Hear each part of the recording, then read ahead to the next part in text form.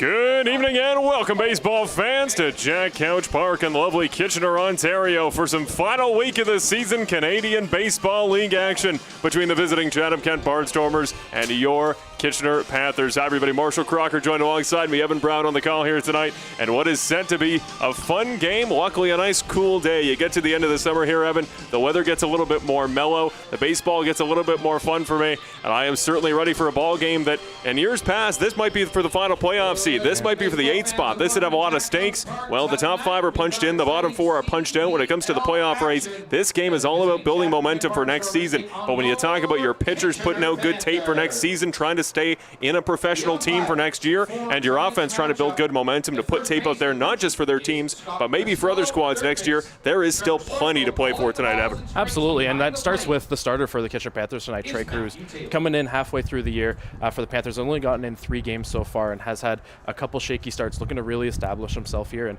try to set himself up for a full-time roster spot next season. And as well, the starter for Chatham-Kent, Dwayne Matos. Only a couple games so far this year and has looked good in his last couple outings, going 6 innings in his last 2 matchups against Brantford and the Maple Leafs. So getting his first look at Jack Couch here. We know it's a difficult park to pitch at some of the time with a lot of fly balls and a windy day here at Jack Couch, so you never know what can happen.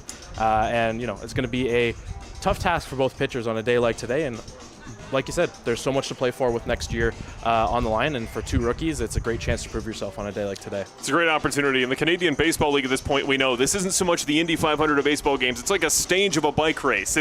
We are in the middle of day, what is it, 6 of this streak for both squads here tonight. Kitchener and Chatham have played nearly every day down the stretch as teams look to get out in time for August 29th. All the the smoke delays from the smoke worries from the wildfires middle of the season. Obviously, a lot of rainouts. These 2 ball clubs have been playing a lot of baseball, and what that's meant is a lot of bullpen arms have needed to play starter, and a lot of bullpen arms have needed to hit. Today, we're going to see for the Chatham-Kent Barnstormers, Bo Buckley is going to make his 2nd offensive appearance of the season. He played in Barrie, went 1 for 3 yesterday. He is back out there on offense. He's been a good arm in the bullpen for both London and Chatham. I'm excited to see what he does today, because he's going to hit in that all-important 9 spot here in this first inning. Yeah, it's kind of like what we saw with the Panthers doubleheader against Barrie, where Hayden Jaco played right field to start off the first game and then came in and started game 2, where you're just seeing so many different arms being used. You got to see what you got from all your players, right? And if you have a guy that's eligible to be 2-way and can come in and do both, that's just an extra asset. And so we will see how it fares for Bo Buckley out in the field today.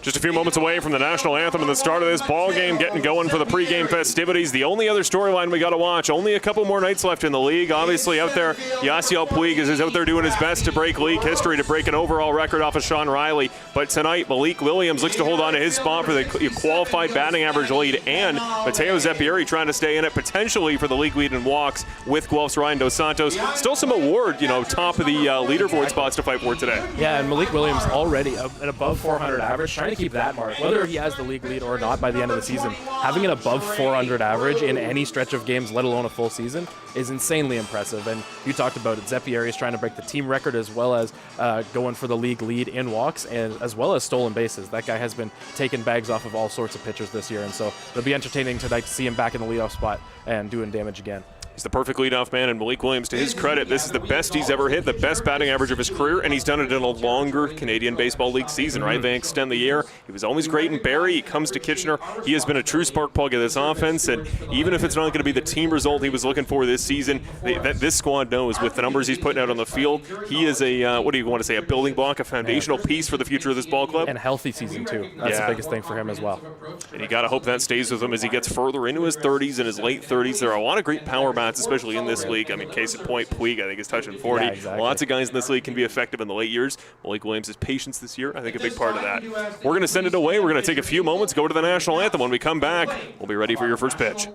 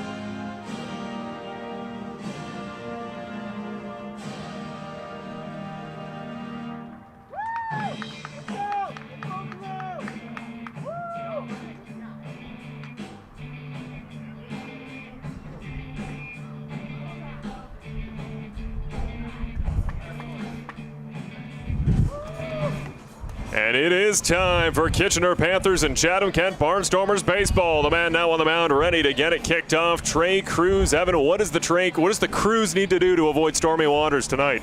Well, great start off, by the way. I got to respect that. Cruz has faced some tough opponents so far in his start to his CBL career, facing Guelph, Barrie, and the Jackfish, and getting some mixed results. He looked really dominant in his 4 innings against Barrie in the doubleheader, where he was the away pitcher, ironically enough, and has had some shorter outings against Welland and Guelph, where he only got through the first 2 innings of ball. And so I think the biggest key for Trey is to be efficient with his pitches, make sure he's not getting too high into his pitch count, and is really starting to attack hitters. He has a strong left-handed arm that is coming up against, frankly, a weaker Chatham lineup compared to some of the ones he's faced so far.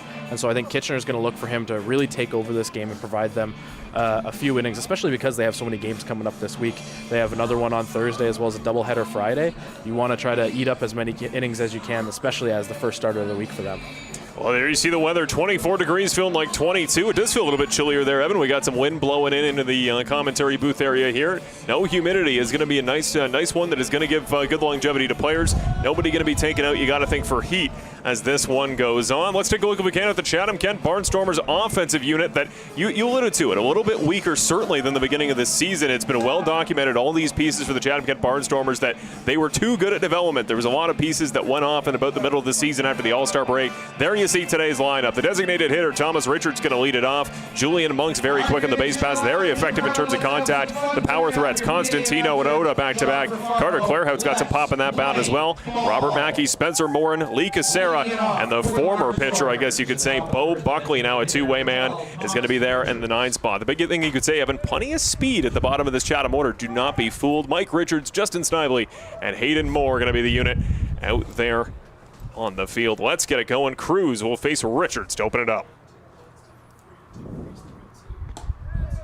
First pitch is wide for ball 1. And you said it, former pitcher Buckley, current pitcher, one of those tough scenarios where he's coming now back into the field, but it'll be fun to watch tonight. That one misses just outside. Mike Richards behind the plate calls ball 2 for Thomas Richards, the batter.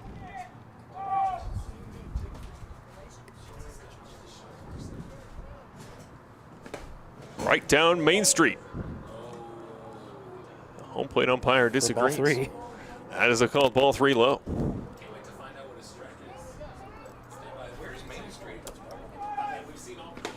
That one misses on the inside. Goes everywhere but down the middle. Thomas Richards takes a 4-ball walk to open the contest. Not the start that Trey Cruz was looking for there, but also didn't look like he made too bad of pitches. Just could not find the edge there in the eyes of home plate umpire. Certainly didn't miss too much anywhere. We'll see if he can just dial back in here early. We always know it's the calls in that early stage there, Evan, that always make the difference. It's how can a pitcher get out the gates early? Can you go 10 or 12 pitches per inning? And those early calls, those early 4-ball walks are going to make that significantly more difficult. Well, especially when you got the power bats coming up for Chatham. Here's Julian Monks. Don't want to have too many guys on. That one up and in on towards the hands, towards the head of Julian Monks. 5 straight balls to start the game for Cruz. Monk's the man from Cambridge, not the one down the street, Cambridge, Massachusetts. He's been effective this season. First year in the Canadian Baseball League at the age of 24, hitting just a tick under 300. Looking for his 50th hit of 2026. That one in for a strike on the close side. He gets on the board to make it 1-1. Much better location there on the inside part of the plate. And a good frame and position there from Junior. Conservative lead from Richards. That one has gotten a piece up, popped up back behind Ibarra, ranging up forward towards the fencing, just out of his reach. A playable ball he couldn't quite get to in time. Will make it 1-2. Playable but very difficult catchable ball for Junior. Put in a good effort there, but difficult when you're as a catcher trying to find the ball as soon as it goes straight up, but also trying to avoid the umpire there, which I think Junior ran into a bit of an issue with there, trying to scramble back for that one. Bit of a traffic jam on home plate there. Yeah, Thomas Richards taking pretty conservative leads off on first.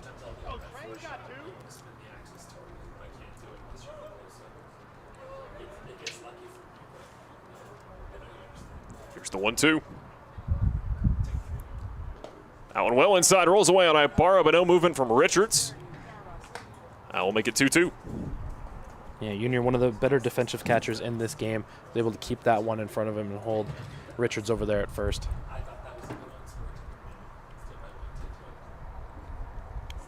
2-2 now for Cruz.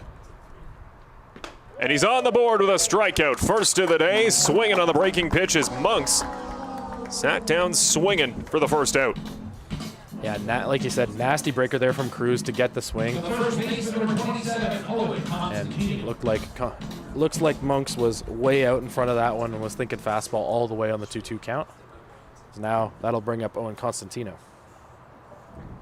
Will indeed, the man from our nation's capital, former All-Star of the league. 31 ribbies this year.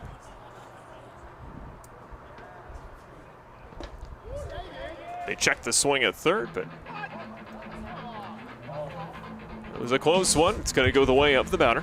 It's one of the difficulties of the three-man umpiring system where now your third base umpire has to be behind second base and prep for any sort of stolen base, and on that one you just can't get a good call on the check swing. That one put in play, potentially up the gap past the second base spot. Getting there is the second baseman in time to Malik Williams on the throw by Matt Fabian. Speaking of, let's take a look at your Kitchener Panthers defensive unit, and Fabian making a nice play out there alongside Fuji, who'll be today's shortstop. On the outside of the infield, it's Kiefer on third on the hot corner. Malik Williams will play defensively today. He's at first. Left to right in the outfield, it's Mateo Zappieri, Rafi Gross, and Yosvani Penalve is the unit. Of course, the great Junior Ibarra, the league veteran, behind the dish.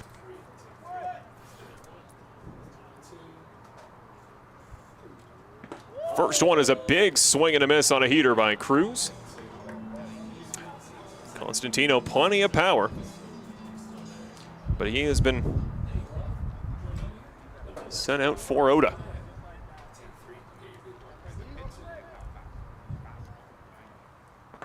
He's also got some pretty good pop in that bat as well. Yeah, a big key for Trey Cruz today is going to be keeping the ball on the ground like we saw there with Constantino. Just making sure that ball stays out of the air. It is very easy to catch a wind stream here at Jack Couch and fly one out, so if Cruz can stay in control, he will find some success and keep it on the ground. The 1-1 is put just foul down the first base line to the base coach. Nice grab there. One of the league leaders in long balls, the man from Sasebo, Japan, Oda. 15 homers on the season, 45 RBIs. OPS in just under 1,100. He's also kept it under 50 strikeouts. He's giving you high reward without too much risk. Here's the 1-2. Breaker drops in, but he doesn't get the call. Richards going to give it the way of the batter, make it 2-2. Just barely missed the top of the zone there. Wanted the same swing that he got from Julian Monks, but no dice. Richards on second. 2-2 pitch. Out up in the air over the third base grandstand. So in your experience, Evan, what does Cruz need to do in these early innings as far as, is he one of those pitchers that those first couple innings, getting out at low pitch counts, again, getting those calls on the close side, how important is that going to be for him here early? I think so. Based on his starts so far this year and how he's had some shorter outings and the 4-inning one in Barrie, really the 4-inning one in Barrie, he was able to really attack hitters and keep that pitch count low. So if he can do that early here, that one will just miss low there. Already up to 17 pitches so far in this inning, which is not bad by any means, but you certainly want to, if you're going to be efficient as a pitcher, trying to keep it under 20 pitches an inning to really stay efficient and stay longer in games. Full count. Goes the way of the batter. Drops to low, called ball 4. Second free pass of the inning this time. It is Oda for his 29th of the campaign. Difficult one there for Cruz. If he can get that batter there, it's a great recovery after the 5 straight balls to start the game, but just could not find the edge there, as now he will have to face another batter here with his pitch count continuing to climb. Well, indeed, and it's a pretty good batter as well. Carter Clairhout going to hit in the 5 spot today, looking at 2 men on the real estate in front of him.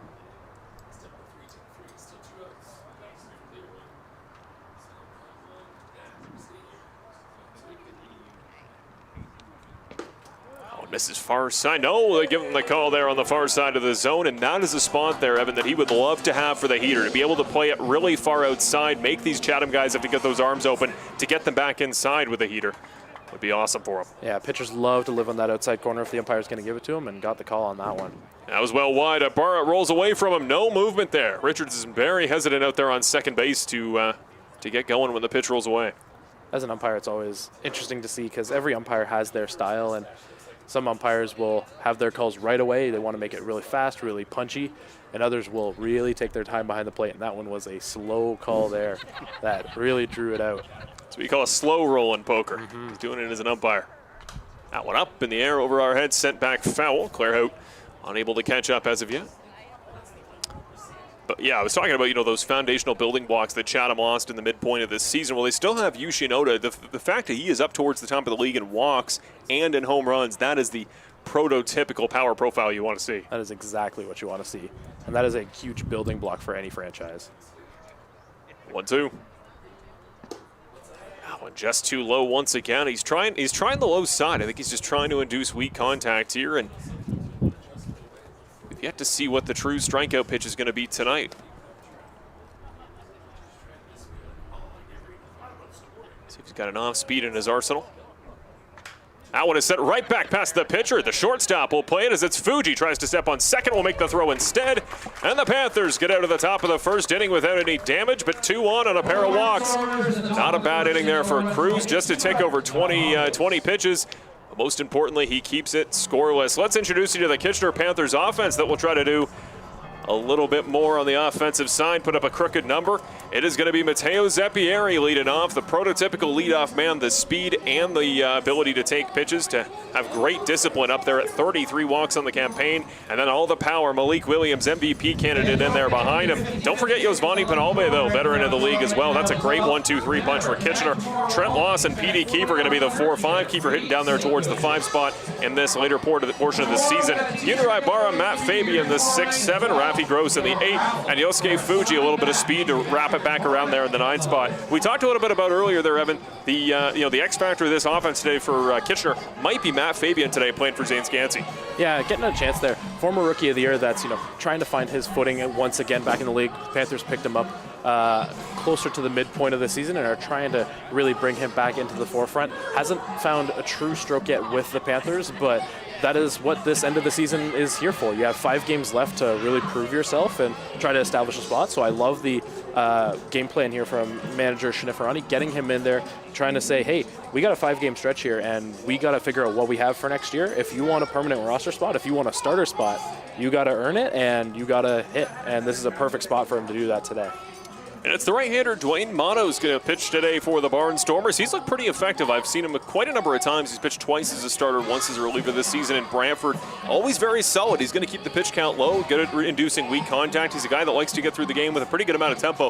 What can you tell us about him, Evan?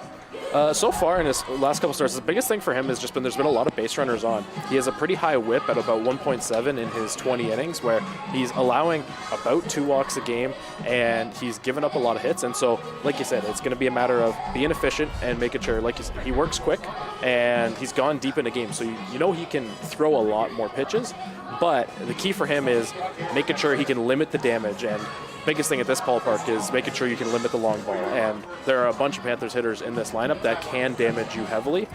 We've seen Zeppieri hit some crazy long shots so far this year. Malik Williams is a killer power bat. And Yosvani Penalve is another guy that has been able to really take advantage of this ballpark and hit some great line drive home runs. So it is a difficult lineup to try to keep off the base paths, and we'll see if he can manage that tonight. Really is a catch-22 for him because he wants to keep the baseball low, put it on the ground, limit the long ball power for these guys like a Blake Williams who wants to get the ball up high, extend his arms. He's going to want to put it low, but the problem for him, for Kitchener's offense, is that there are so many disciplined hitters here at the top of the order. Zeppieri, Williams, Penalbe, they're just going to take and take and take until he builds the legitimacy of that pitch on the bottom. If he doesn't get the call here early on the bottom side of the zone, he could be having a rough couple first innings here as he faces the Panthers' best. That one misses well wide, goes out of the glove of Oda. Well, he could find himself quickly in a spot where Trey Cruz faced in that first inning, where if you're not getting and establishing the low part of the zone, if the umpire's not giving that to you, you got to find a way to adjust and still get hitters out. And if Trey Cruz is able to keep the ball on the ground, you kind of also got to see the pattern here and keep the ball on the ground if you're Matos. Swing and a miss, past it for Zeppieri on a pitch outside from Matos. Well, the Panthers' profile all year has been get on base and use your speed to your advantage, right? And so you have a bunch of guys like Zeppieri at the top here that their whole name of the game is speed and getting on base. That one drops on the low side. Nice take by Zeppieri, who checks up on it. So it's difficult to get them to chase all the time. Zeppieri is a guy at the top of the lineup. Like you said, stereotypical leadoff man that can kill you at the top of the lineup. 2-1 pitch. Matos can't get the call on the outside. That goes the way of Zeppieri, who finds himself up 3-1. Really interesting to see how this umpire is establishing that outside corner, where he was able to get one call from Trey Cruz, but not a lot is hitting that outside corner so far in this game. And that one gets it. Zeppieri dropped the bat, but home plate umpire says we're going to a full count. He checks with the umpire to confirm. I think that one just hit that spot Cruz found earlier. And also, you don't always want to show up the umpire back there, just making sure he knows. 3-2. That one is put just foul. Down towards the Chatham bullpen, still full count.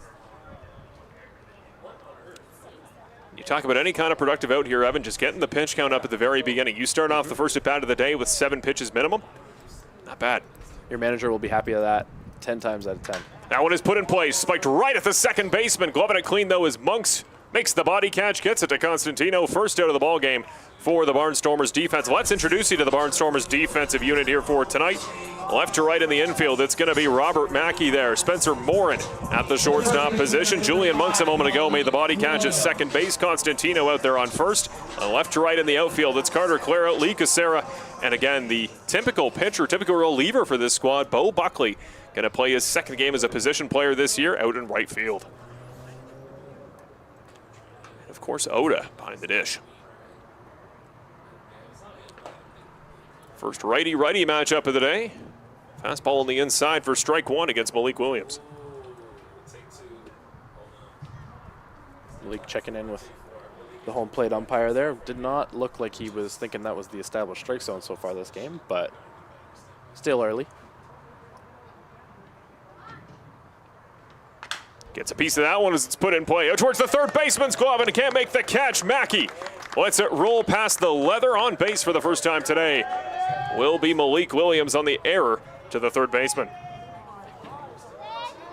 Yeah, normally at Jack Couch here, for these kinds of games, we've had some major sun coming over the first base side, and it's really affected the left side of the infield, both shortstop and third baseman alike. But we've had a lot of cloud cover here today, so that factor is kind of taken out of that. I think over there at third base for Mackey, he just kind of rushed that one a little bit, didn't fully get down on it, and it just snuck under his glove. Got a bit of a bounce there off the grass as it rolled into the glove. I think he just kind of played it where it was rather than where it was going. And with that, Williams finds himself on. And that was similar to that Cruz spot. Penalve, a gutsy take outside to go up 1-0. Well, the other thing, too, is you got to know who's your runner as a third baseman in that scenario where Malik Williams is not the fastest of the Panthers hitters. You can take your time on that one and make a good throw to get him out, and I think it was just rushed over there by Mackey.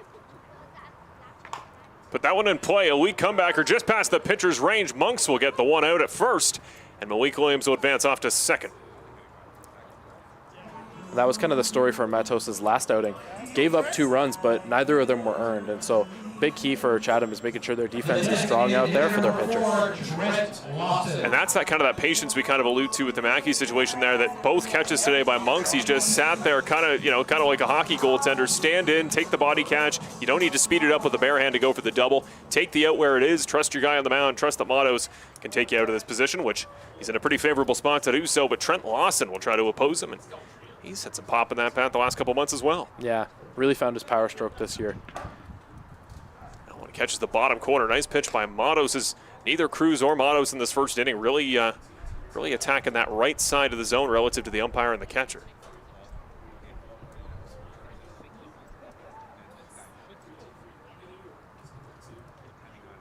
A 1 pitch. Misses for ball 1. They'll give it to Trent Lawson. Malik Williams dancing off second a little bit. Got the attention of second baseman Julian Monks, who had to come over and kind of hold him on. It's not often you see Malik try to dance out there at second base, but he was trying to pull the attention of Matos. He's still doing it now. That one is put in play. Out there towards right center. Ranging back forward is the right fielder in Buckley.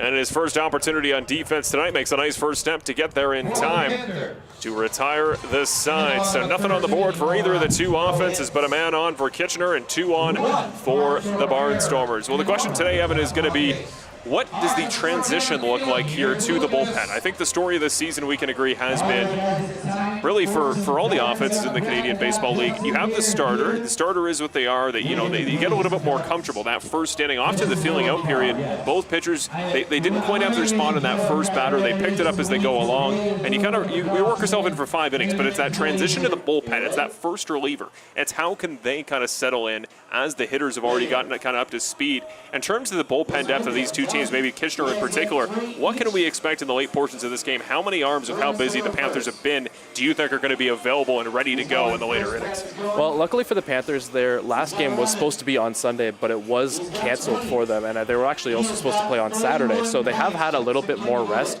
and so you should have a full Panthers bullpen where you're getting your high leverage guys like Ben Hewitt, Jake Liberta available for those later innings. Should Trey Cruz be able to push them into a scenario where they are leading late in the game, whereas Chatham has played each of the last 2 days, and so they are going to be trying to push for Matos to get as much as they can out for them today, because pitching the last 2 days, there is still a lot of baseball left this week for both teams. The Panthers are looking at I think 4 more games still this week to come, all in a row, with 2 games on Friday. There's a lot of ball left to play, and it's one of those awkward middle of the week games where for Chatham, they're at the end of a stretch where they have the 3 games in 3 days, but then have a couple more games this weekend. Meanwhile, Kitchener's on the other end where they're starting that stretch and now have to adjust to, all right, what pitching can we use, what pitching can we not use, and what do we have to save for in preparation for the rest of the week. Well, Trey Cruz back on the mound, warming up for his second effort tonight. The other thing to mention with this game is seeding. We talked about it in the pregame show in years past in the Canadian Baseball League, formerly Inter-County. This would be for the final playoff spot, this battle in the 8-9. Well, this season, no such luck. This is just for pride, just for seeding, but it does mean that little bit more, doesn't it? You want to stay out of the bottom, and you just want to build hope at home, to go out with a positive memory. I was with the Red Sox squad last year, bottom of the league, by a decent margin, but that home streak at the end of the season, 6 straight home wins, you get the people fired up, and for an entire city, the memories of a team out of that final month of August are only positives. They're like, man, how could we ever lose? That's the energy you want to bring into 2027, and that's what these teams are fighting for tonight. This is wide on the outside. Cruz going to open it up with the ball out. And while Brantford will be missing the playoffs this year, finishing likely at the top of the teams that are going to miss. Best of the rest, you could say. Best of the rest, and they are, as that'll be swung on and missed there, they are building a lot of momentum late in this season, and I think that's been a big key for them, is bringing a lot more of that momentum into hopefully pushing for a playoff spot next year. It's put up in the air, but won't be in playable territory. It'll make it 1-2. That's Robert Mackey there, looking to recover from the fielding error out there on third base.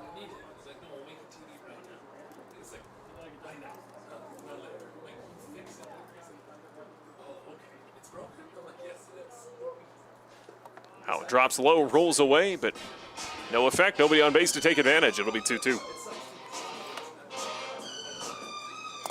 Yeah. Trey Cruz trying to improve upon the 23-pitch first inning and trying to battle the inning that's left him the most trouble so far this year in the second.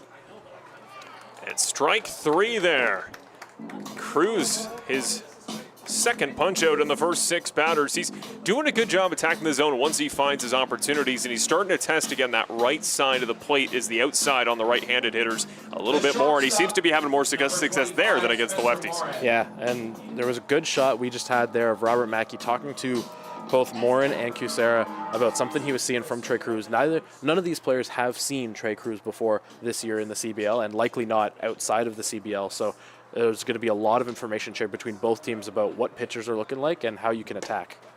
It's the speedy and patient Spencer Morin who launches that one on the low side for strike 1. And so I'm very intrigued by how this game will pick up the second time through the order. As batters are getting more information, you can start to dial in a bit more on a pitcher's location and types. That one in on the hands is put right to the second baseman. Making the play is Fabian. Nice throw in time. A little bit of extension from Williams required, but they make the play for the second out. Second base has kind of been the hot corner today. Another ground ball, as that'll be 2 for both sides in the first inning and the third here. Nice play, good speed by Fabian, who knows what he's doing out there. Obviously, the pure speed of Scansey, obviously the name of the game. He can just get to baseballs. He has the range of a second baseman that really could be playing short. But Fabian, he's always been patient. He's a veteran of the league in the sport. He knows what he's doing in that regard. Sometimes consistency is the best commodity on defense. Agreed. That one put straight back into the fencing by another speedy man on this Chatham-Kent Barnstormers lineup. Lee Cassera. Trust me, some of the great catches I've seen all season in this league are Lee Cassera laying out there in center field. As they say, speed kills. And that is exactly the type of man Lee Cassera is. Speed demon. Trey Cruz gets another swing and a miss on the high side. He's getting whiffs on everything now. Everything just coming out of the hand a little bit crisper. Again, that tune-up first inning we see for a lot of CBL pitchers has done him well. A little bit low on the inside. We'll make it 1-2. Better pace through this inning here so far by Cruz. Swing and a miss on a Cruz missile to the bottom corner. Will sit down the third man today.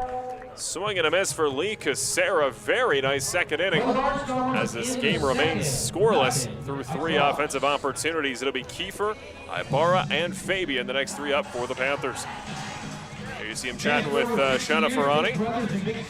Trey Cruz going back and forth saying, hey, found a little bit of something there in that second inning. Monos to go get ready to get warmed up here. Yeah, 11 pitch inning, 3 up, 3 down. That is exactly what the doctor ordered for Trey Cruz after having so many walks in the first inning, dealing with a lot more traffic on the bases, much more efficient and much more of what the Panthers were looking at when they signed him. Well, tonight's game, one of a couple around the Canadian Baseball League here. 2 of the fellow teams below that playoff cut line battling out there. Brantford is on the road taking on the Toronto Maple Leafs, as it really does feel like this Canadian Baseball League era. I know some have said, well, the playoff battle was more or less wrapped up there by that first week of August, right? The bottom 4 knew they were the bottom 4. Brantford had a little bit of hope there with Barrie kind of falling off at the end of the season, but I think, Evan, it's going to be so exciting how much there is left to play on these final 3 or 4 days with seeding at the top 5, because we don't know. I think currently as it sits, Guelph would host Barrie in that final, or that play-in game to make the first round 7-game series, but even that isn't clear. I think Guelph could get as far up as all the way back into the top 3. They could avoid the play-in entirely, so could Barrie, but they could also be the road team in it. There's so much left to play for, and I think Guelph in particular is the team that stands out to me. You just need enough of a team, enough of a riser in this first season to build hope for the other squads, to say, hey, obviously Guelph behind the scenes had some big picture, ownership stuff that they're trying to figure out, and that ball club still put on the season they did. They're a big threat for the playoffs. I think that gives a lot of hope to these ball clubs, even these 2 here playing today. We know with the right foundational pieces, 1 year in the Canadian Baseball League can lead to more change than ever. Yeah, I think the other interesting thing we followed with Barrie is, while they are trying to push for the home field advantage, because of course you want the home field advantage in the playoffs, they have had a much better record on the road this year away from Barrie, and I think that we're kind of discussing during the doubleheader where if you are playing better on the road, it's kind of the scenario where you're going into it with hope either way. If you're playing better on the road, you're prepared and you feel like you can have that confidence that way, or if you're playing at home, you're still happy with that. That one in play over the shortstop. The former team shortstop puts it over the shortstop keeper. The first pitch he sees is lasered into left field. First hit of the ball game opens the second for the Panthers. That has been the name of Petey Kiefer's game all season, just line drives and efficiency over there. 1 pitch and he's on. Well, it's a veteran eye coming up to the plate, Junior Ibarra. My Brantford commentator Brian Hawley, he was a former bench boss here in Kitchener in 2023, the favorite player he ever coached. I liken him a lot to Salvador Perez of the Kansas City Royals. Big captain behind the plate that's been around the league for a while. Great defensive catcher and a real leader in this clubhouse. Beautiful smile, too. That one's in down Main Street for strike 1. And one of the other things, too, that just brings endless value, he's such a valuable part of batteries working new pitchers like Trey Cruz into an organization, right? Like a guy that is just, he's familiar, he's comfortable, he's seen pitchers young and old, and he really brings a veteran presence on the other side of every battery. Here's the 0-1. Runner goes, that one put in play, a hit and run attempt, but no dice. Kiefer will head back on what was a really strong jump, would have inevitably been a steal.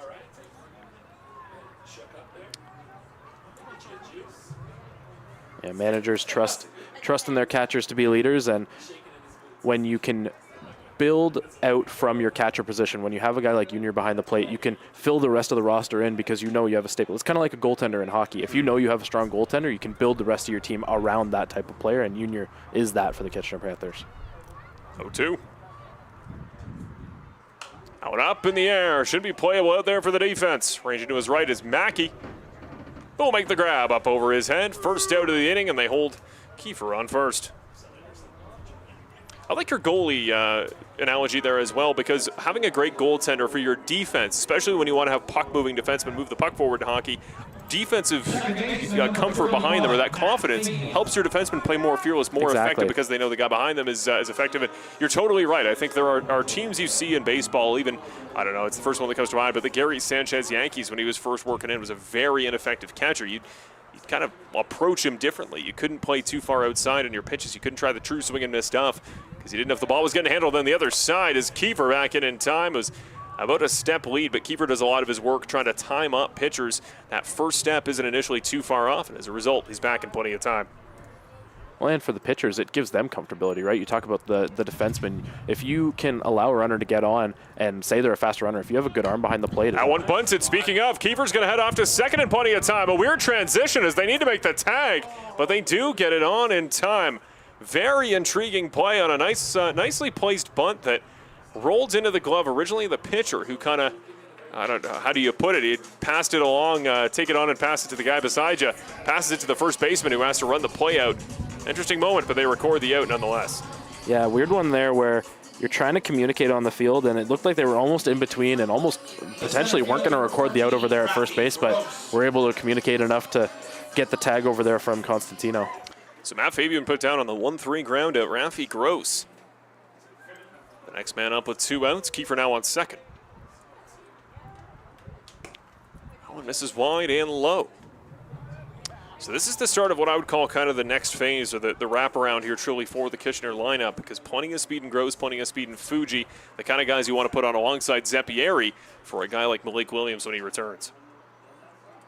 Yeah, and the key for them is trying to make contact. They've had big strikeout numbers here at the bottom of the order. So there's a swing and a miss there from Rafi. And so the key for them is getting as much contact as they can and being patient behind the at the plate. You want to make sure the pitcher is still working and getting on base to use your speed to your full advantage. The swing and miss has been a bit of a problem this season for Rafi Gross. Is there a certain area of the zone that you think pitchers should try to attack from their perspective? I think he has a lot of chase in his game, so the off speeds down and away have been a problem. But he's been trying to do better of that as lately as that one. Gets a call and a heater off the plate, make it 1-2 to Matos. And that's that spot there. I mean, we haven't really seen tested. They've all been playing on the left side. That's one on the far side of the righties that still kind of the wild, wild west. Yeah, pitchers and catchers alike are not really sure what to think of that outside corner right now. 1-2 pitch, more moving from Kiefer. Matos keeps looking back, checks him a third time, and the batter calls time.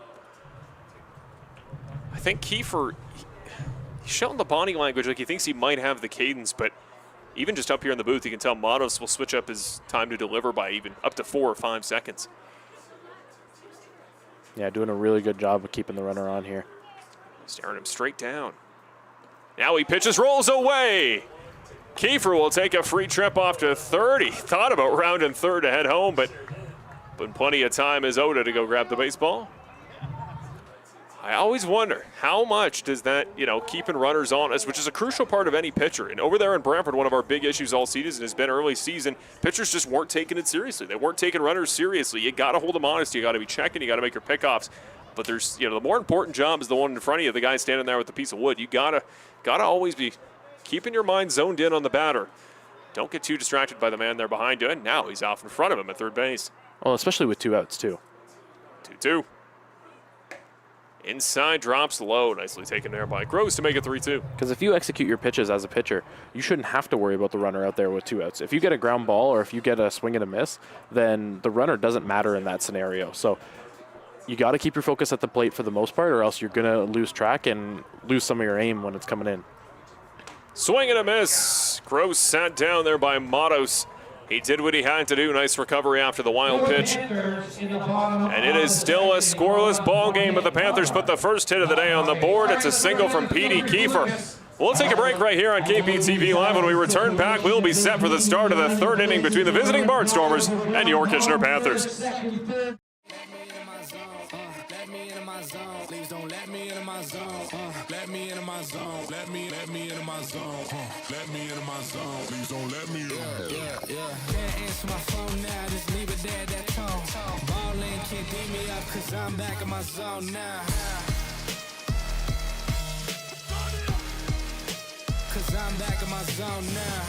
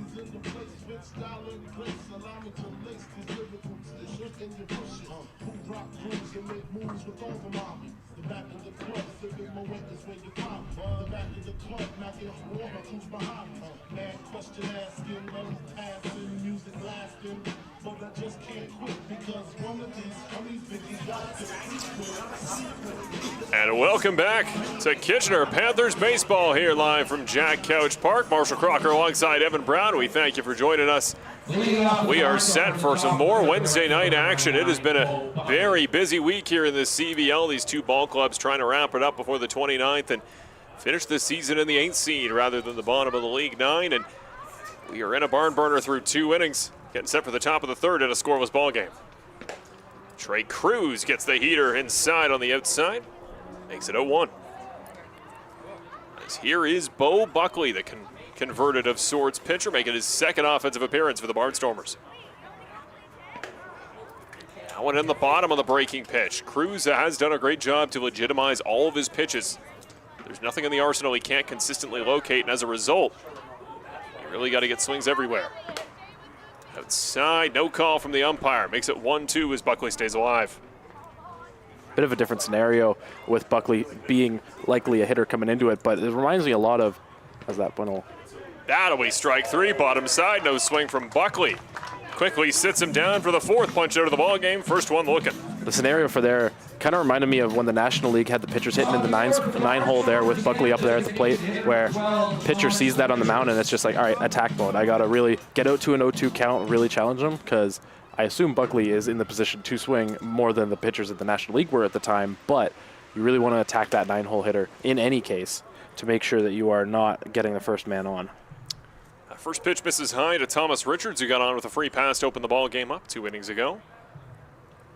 North America really one of the only continents that pitchers do not hit, as that one is sent far on the outside. Of course, Japan, Korea, one of the leagues over there in Asia. Pitchers will still hit in the 9. 2-0. That one gets him on the far side. That's been Cruz's spot when he can hit it, but it's dangerous for the bigger, longer-armed hitters. That's going to be right up there in power alley. You gotta keep it low on the bigger power threats. But Richards, see what he can do at 2-1. A little bit high. Make it 2-2. 3-1, pardon me. 3-1 pitch. Richards looking for his 2nd free pass.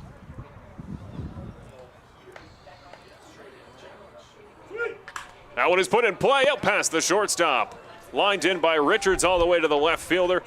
Zampieri gets it back in plenty of time, but Richards is on for his 2nd time with Chatham's first hit of the night.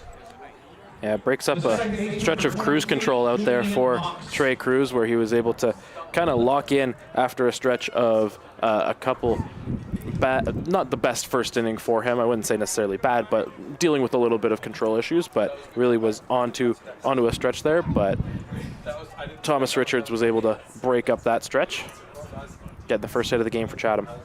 Here's Julian Monks. Well inside, nearly hits him. Out of the way is Monks for 1-0, and Monks was the first of currently 4 punch-outs for Chatham back in the first inning. It was 5 straight batters sat down with pretty good efficiency there too, 3 or 4 pitches in at bat. That one well on the inside again.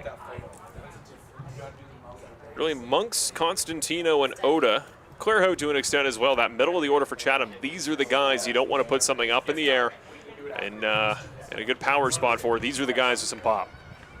Especially in a smaller ballpark like Jack Couch. It is not difficult to try to lift one out. That one is struck again into left center. It'll get down in front of Rafi Gross. That's another for Chatham. They're finally starting to get to Cruz on their second time around. That's another single, this time for Julian Monks. And a good fake there out in center field by Rafi Gross might have kept Thomas Richards, very fast man at the top of the lineup, from going to third base on that, as Richard made sure he held up in case Rafi Gross was able to get there. A good fake from him to hold the force play right now with first and second and one out. We saw some communication there, didn't we, Evan, of guys talking before they would bring the next guy up. Hey, we may have figured something out. Hey, keep an eye on this. Clearly, Chatham's found a little bit of something. Here's Constantino, two in front of him, one out. First pitch misses well wide. It's kind of been ball yanked a little bit opposite the hitter. Two of those, and then a pitch that's been served up in hittable range. We'll see if Cruz can break the pattern here. That one over the heart of the plate to make it 1-1. It's difficult in the lefty-lefty matchup like this, especially with a pitcher like Trey Cruz, where he's bringing that arm slot. It's really cutting across in front of the left-handed batter, making it difficult to really time up and square up at the plate. This is outside again to make it 2-1. Best case scenario here for the Panthers is, well, you got one out. You got Constantino up at the plate. You got Oda on deck. You'd love to just get the double here, not have to face Oda, but Monk's very fast there on first. That one is put in play. This time out to left. Might be playable. Is ranging for the fence. It is back and gone. It was a close one. It was a near bouncer. It bounces back off the top of the fencing, but it is just far enough as a fence scraper from Owen Constantino will put the visitor's side on the board. The Barnstormers lead at 3-0. Yeah, tough break there for Trey Cruz. Hit the netting in front of the scoreboard out there that is over the fence, but I think other ballparks might have held that one, but Jack Couch just not able to keep that one in as Constantino flexes his opposite field power there. Yeah, the ballpark somewhere of 335, 340. But it's enough for Constantino on the well-hit liner, which will bring up Oda now with the bases empty. And it's that pattern again there, Evan. It was pitch outside, over the heart of the plate. It's that one that Chatham has really figured out. The question is it a coincidence or is it a pattern that the Barnstormers are starting to catch on to? As that one misses outside for 2-0. And you got to recognize that as a pitcher, that if you are developing a pattern, you got to start to break that trend. Now he looks a little bit more hesitant to get over the heart of the plate here now. He's just trying to attack the bottom, attack the inside of the lefty, but he's found himself in 3-0 as a result. And misses again, 4-pitch walk, the second one this ball game for Cruz. This time it's to Yushi Noda, who has now walked in both his plate appearances.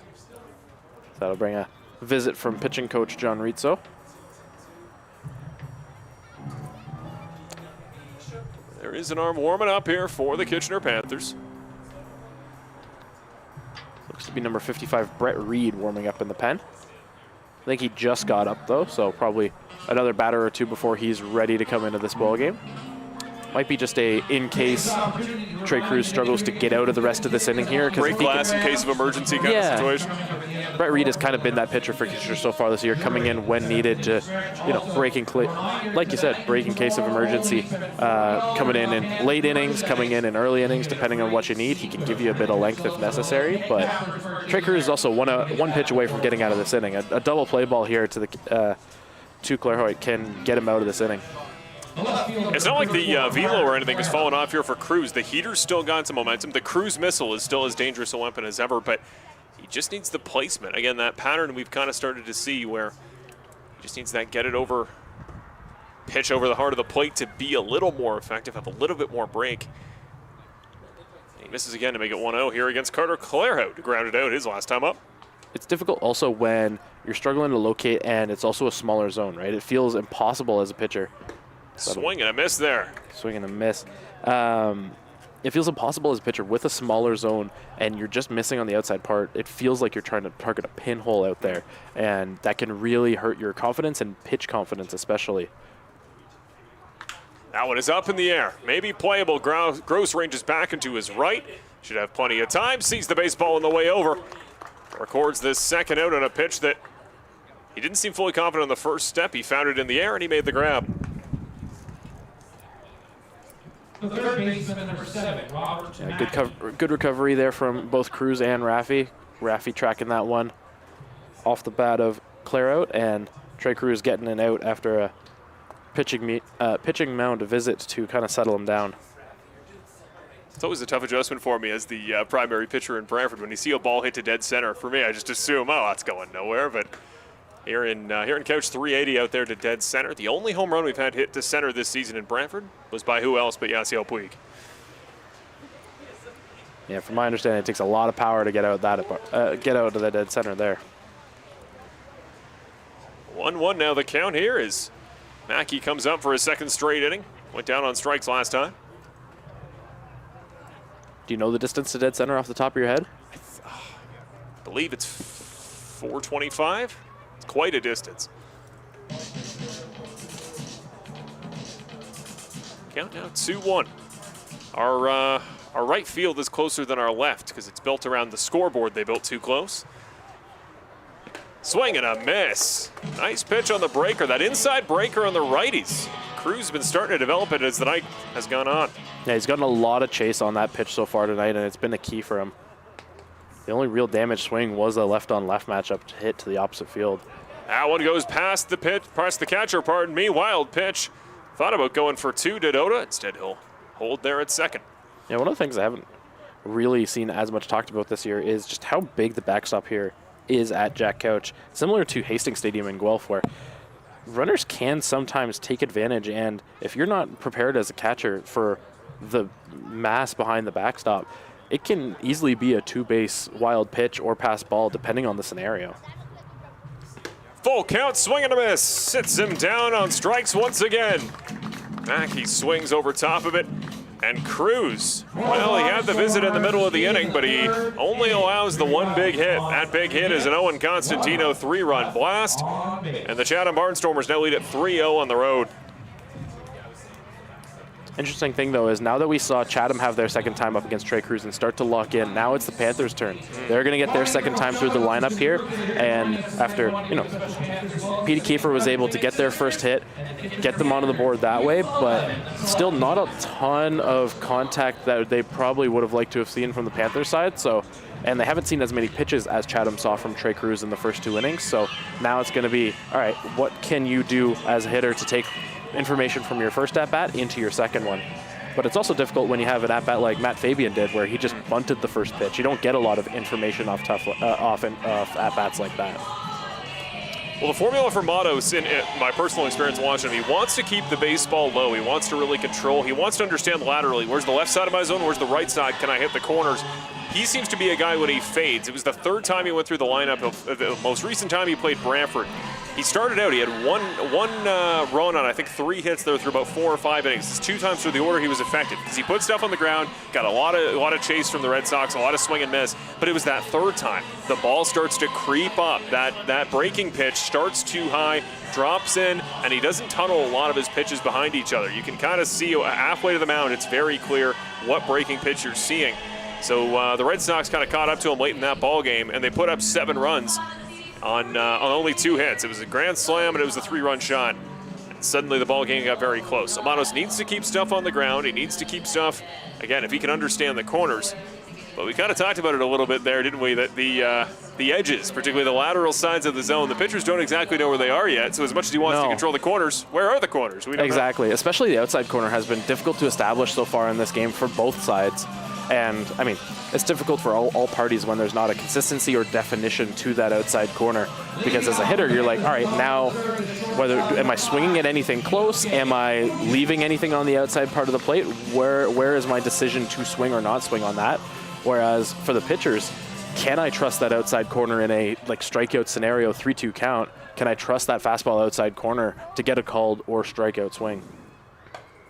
Well, it's today's shortstop. Yosuke Fuji will hit in the 9 spot for the Panthers. He'll wrap it back around to Matteo Zampieri now on deck. First pitch well outside for ball 1.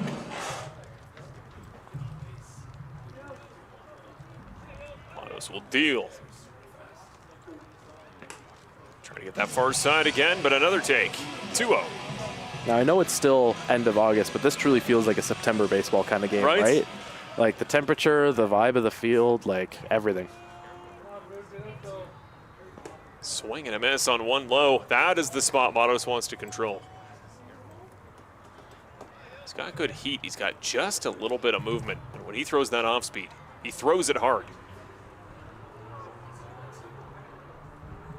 2-1. Back into the fencing on a tip ball, just a little bit behind it is Yosuke Fuji. He hasn't left the door open too far, has Matos. Of the first 8 batters, he's retired or gotten weak contact on 7 of them. Of course, we saw that error put Williams on in a weakly hit ball. 2-2 becomes 3-2. Gutsy take by Fuji, and Richards behind the dish. That's exactly what I was just talking about with the outside corner. As a hitter, you got to decide, all right, am I leaving anything out there and just deciding to leave it? Or am I going to try to swing? And Yosuke chose to leave that one off the outside. Swung at that one, though, up in the air over the infield. Ranging back is the shortstop. Morin's under it, and he gets it in the leather. First out of the bottom third goes to Spencer Morin. Looked for a second that he might just barely lose that one, but was able to recover as he was twisting and turning out there. Windier day here at Jack Couch. Is that what it is? Obviously, I'm not quite as experienced here at Jack Couch as other ballparks. There's some good cloud cover up and over our heads. The sky's pretty dark, but generally speaking, just a little bit of wind, you think? Not a visibility issue?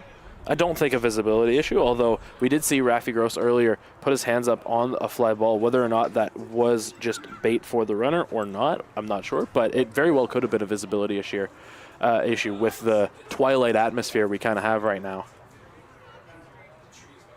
That one is absolutely lasered.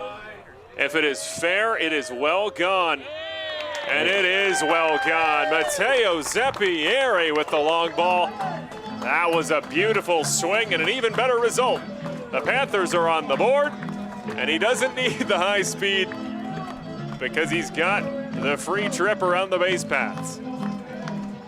And some new gear for Matteo Zampieri. We were talking to him about it at the start of the game. It was posted on social media. He's got some custom Panthers gear on now with some yellow guards, and man, look good, play good, as that one was absolutely crushed down the line. He knew it off the bat.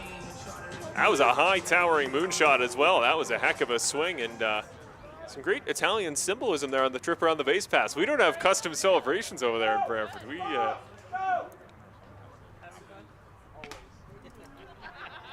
On the outside.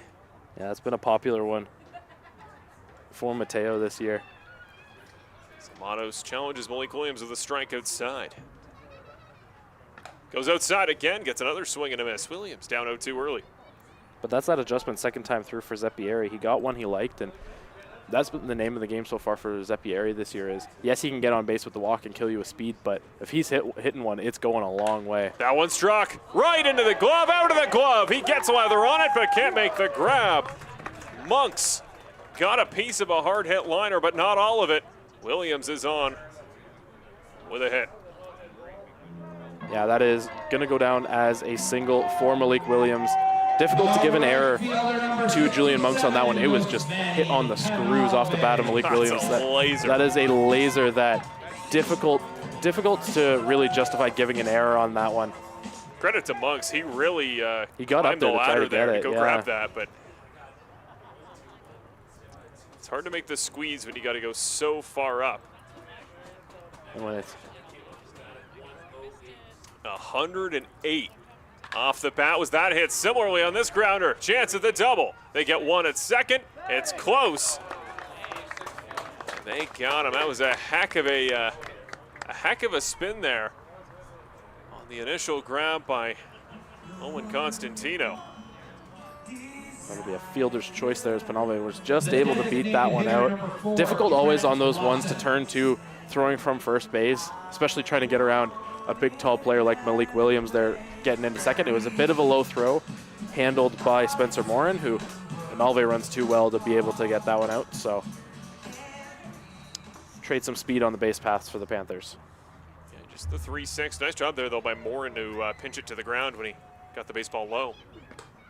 That one misses outside to Trent Lawson, up for his second time. Flew out to right his first time up. Petey Kiefer now on deck, the first hitter of the day for Kitchener. That one up in the air.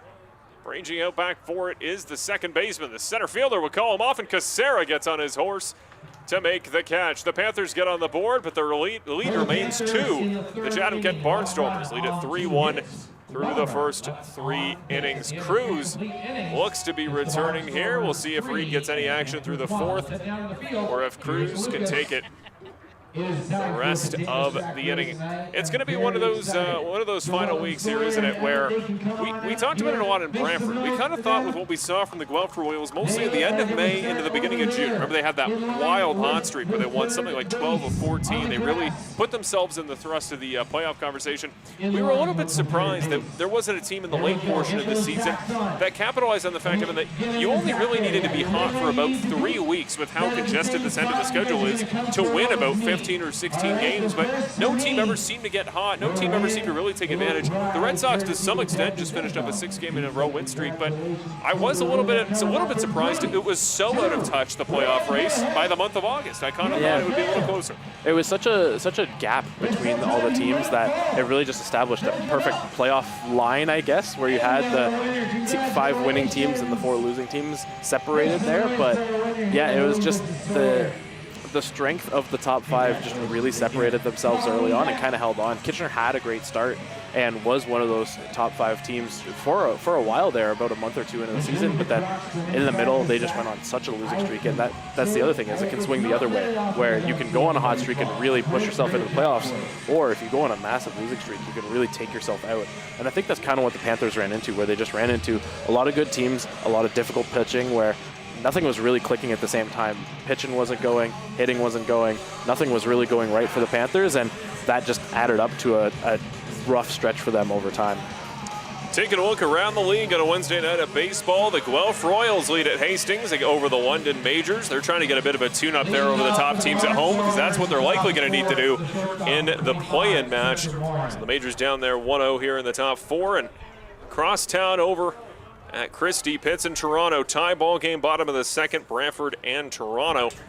But we are back here in Kitchener at Jack Couch Park. The Chatham-Kent Barnstormers, Spencer Morin, going to lead it off. 64th pitch of the day for Trey Cruz is a fastball outside for 1-0.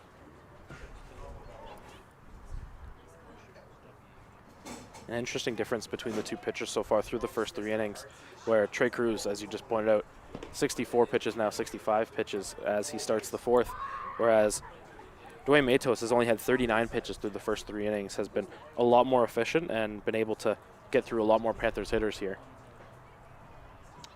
2-0 against the man from Windsor. Drops low in the dirt. Morin goes up 3-0. 20 walks to 26 strikeouts. That's in and around the ratio you want to see for your best speed guys on the base paths there. That one's in on the bottom corner. Strike 1 to make it 3-1. I was actually looking out at the Panthers bullpen. I'm not sure if I see Brett Reed warming anymore. There's a couple guys stretching. Now it is lasered out to center field. Gross. The initial step the wrong way, he corrects and gets there in plenty of time for the first out. That was a hooking liner out there to Rafi Gross. He took a couple steps to his left and then quickly readjusted as that one was hooking away from him. And a good recovery there to record the out. It's the hometown boy from Chatham, Ontario, the 3rd-year Barnstormer, Lee Casera. Playing his 37th game of the season, the most he's played in a season in the CBL.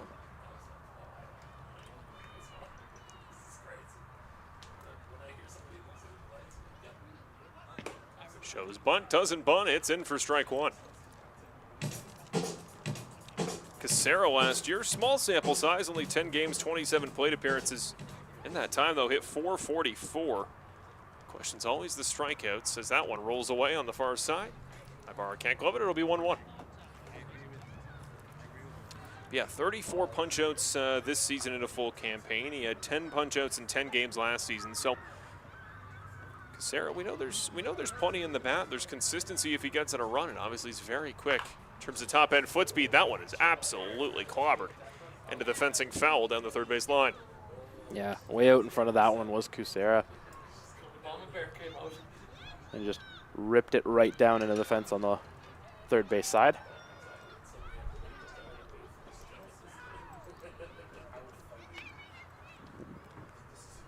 1-2 the count. That one is struck in play. Out over the top of the third base glove. Kiefer gets fooled by the hop off the grass there, as a very awkward bounce off the infield grass will put a man on with a single. That's Lee Kucera. Yeah, difficult to really fault Petey Kiefer there. He had that one that he thought was going to be all the way in the glove, and you see his frustration there. There's not much you can do when it hops up on you like that. You are not expecting over there at the hot corner to have a ball jump up like that, but a rough hop on the edge of the grass. That's why they call it the hot corner. You got to be ready for anything over there, and that one was just not in the realm of possibility for Kiefer. That one put in play again by Buckley. They will have no chance at the double. Instead, Williams will run it out at first. They got him, but man, Bo Buckley getting the wheels out there. Plenty of top-end foot speed, but Williams has enough to beat him back. Barnstormers once again, the designated hitter number 12, Thomas Richards. Trying to attack early was Buckley and just rolled over that one, but showing great speed to challenge Malik Williams getting over to the bag there, as that'll move Kucera up to second. So Thomas Richards will come back up for his third time in the first 4 innings. A walk and a single. He's been on both times today. The breaker drops in, but he gets no call. Goes the way of the batter for 1-0.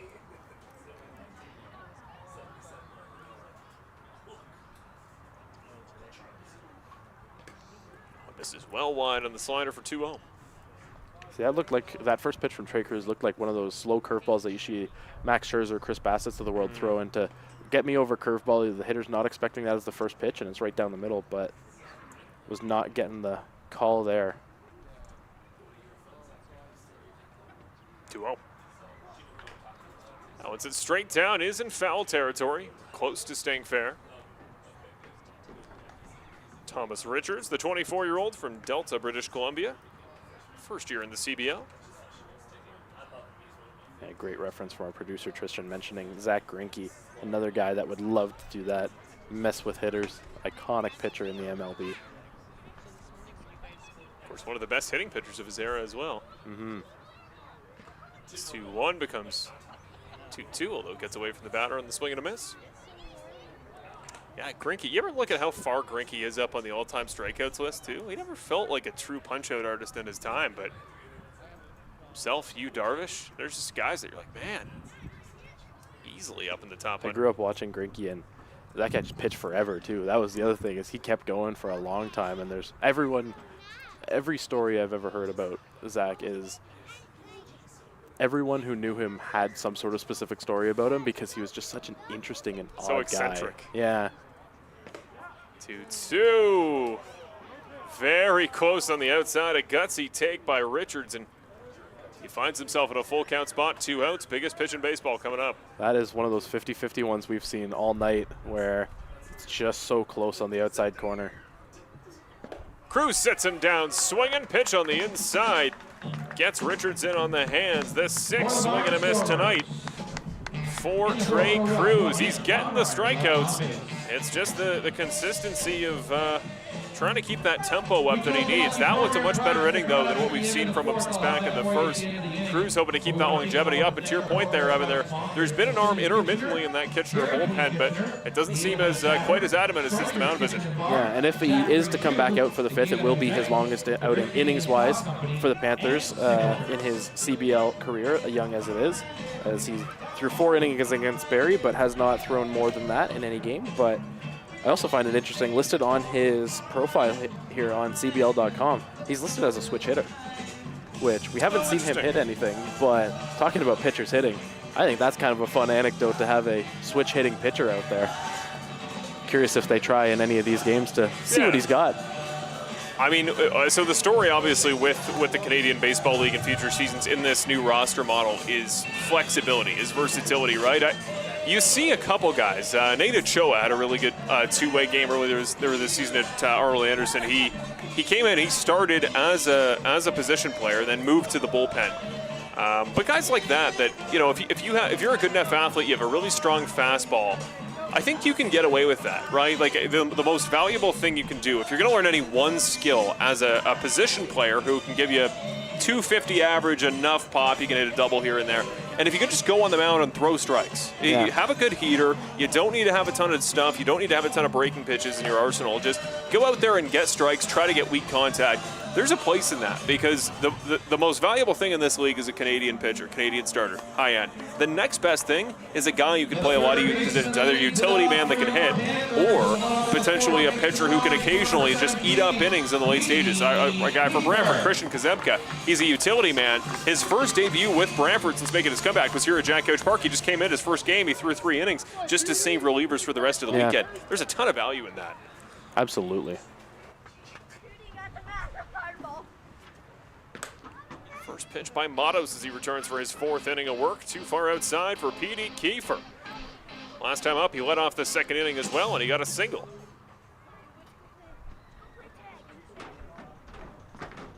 1-0 becomes 2-0. Drops low, gutsy take. Well, we talk about it too, especially with how games go in this stretch. You're also not able to really feed from any minor league teams like they do in the professionals, right? There's no call-ups a lot of the time here. It's just kind of what your roster holds, and that is an absolute value piece if you can have a guy that can not only just be a super utility defender, but play on both sides of the ball in that way. It also guarantees you're getting more playing time too if you can have that advantage. If you're able to get in more games, say even if you're not the best hitter, having that flexibility, you're at least playing more often, which for a lot of these guys is kind of the name of the game, seeing where you can get your spots. And, you know, we're all fighting for playing time out here. Well, you know Kiefer wasn't taking the bat off his shoulder on 3-0 with a couple misses. Now he's got to take it seriously on 3-1. Does take it seriously, sends it foul down the first base line. No flinch there over there from the first base coach. I think that's Nick Hoyt over there, first base coach for the Panthers right now, while he's on the bench, and he was not reacting to that one coming quite near him off the bat of P.D. Kiefer. 3-2 pitch. That one struck well out right in the first baseman's glove. Really nice play on the bounce by Constantino, who is not in time. He thought that was way more time. Running it out there is Kiefer. Heck of an effort. And Constantino made the great play to get it in the glove. You got to finish the job, though. Yeah, one of those ones where it's more of a mental error, not really necessarily a fielding error on that one, where just missed the base was kind of tough reaction there to get that ball, and then just simply missed the base over there, I think, and PD was able to beat it out. That was a very interesting play over there at first base. He just stepped over it. It's the urgency there that's often not a play that you see in baseball conventionally. You have to really run out hard on a ball hit that hard, but guys like Kiefer, they're gonna run it out. You don't have the margin you think you do. Here's Ibarra. Another hit and run attempt as Kiefer got a great jump once again. Well, I think that's also a little bit of baseball gods giving it back to P.D. Kiefer after a rough hop over there at third base last half inning. That's true. Where he was pretty frustrated and dejected after he did not have much of a chance on that one down the line after a really rough hop. And it's crazy how the baseball gods work sometimes. Swings it right back to him. And Constantino had that moment. What did he do on offense before? 3-run home run. Yep. It all comes back around. Gets the call on the outside pitch. Makes it 0-2. That is, I guess, where the outside corner is. That's been trying to be established on both sides. Hey, so Matos has gotten a couple. He's still trying to take advantage. Don't hate the player, hate the call. Here's 0-2. Tries it again. No dice on that one. Too low for 1-2. Yeah, I just missed it low on that one. It seems certainly to be high and outside where the outside corner is. Sort of the middle to low outside corner hasn't really been consistently there. I think that's been the difference between the two pitchers is Matos has been able to have the high outside strike, whereas Trey Cruz thrives a lot more off the low outside. They try the pick on Kiefer. Second time today they've checked him at first, but he's back in plenty of time once again. I think that kind of also lends to the lefty-righty difference, right? Trey Cruz is much more cutting across the zone and diving out of it, whereas Matos is trying to stay high and really catch the high outside corner. Swing and a miss on a pitch way outside Ibarra. Sat down swinging. Just the second punch out of the day from Matos. He's done most of his work via weak contact. Yeah, unusual chase there from Junior. Second baseman. Give credit to the pitcher on that one. Great movement out there to get a disciplined hitter like Junior to swing at a pitch like that. It's the man who was brought over from Toronto mid-season. Also a former Brantford Red Sox. Matt Fabian comes up for his second time. Grounded out back in the second inning.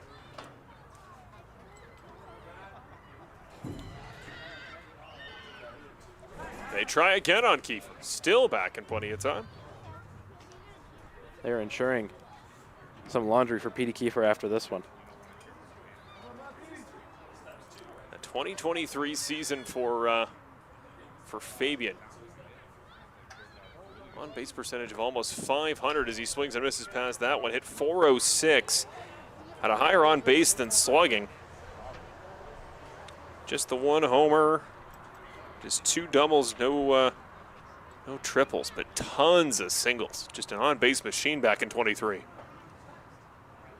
want to find that role again here with Kitchener if he can. Plenty of value in that as he swings and misses past 0-2. He's been missing a lot of that contact ability that he had in those first couple seasons, and I think there's something to be about, patience at the plate. When you're struggling is a little bit more difficult to find at times, and so you're chasing more outside of the zone than what you're used to. But for Fabian, I think that's kind of the name of the game for him. Ooh, close pitch on the outside.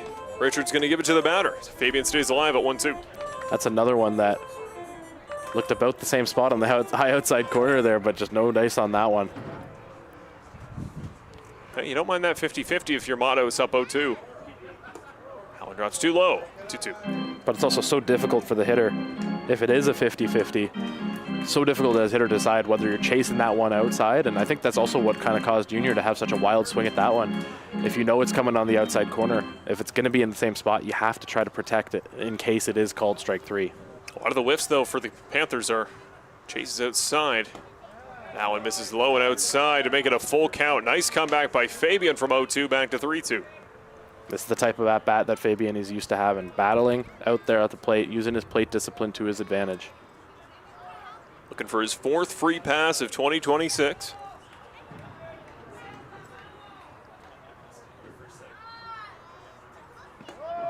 Doesn't get it. The breaking pitch hits the bottom corner. Fabian throws the bat and clearly did not agree. Sat down looking. Only one strikeout there for Matos through his first 14 batters. He's got 2 back-to-back in the last 2.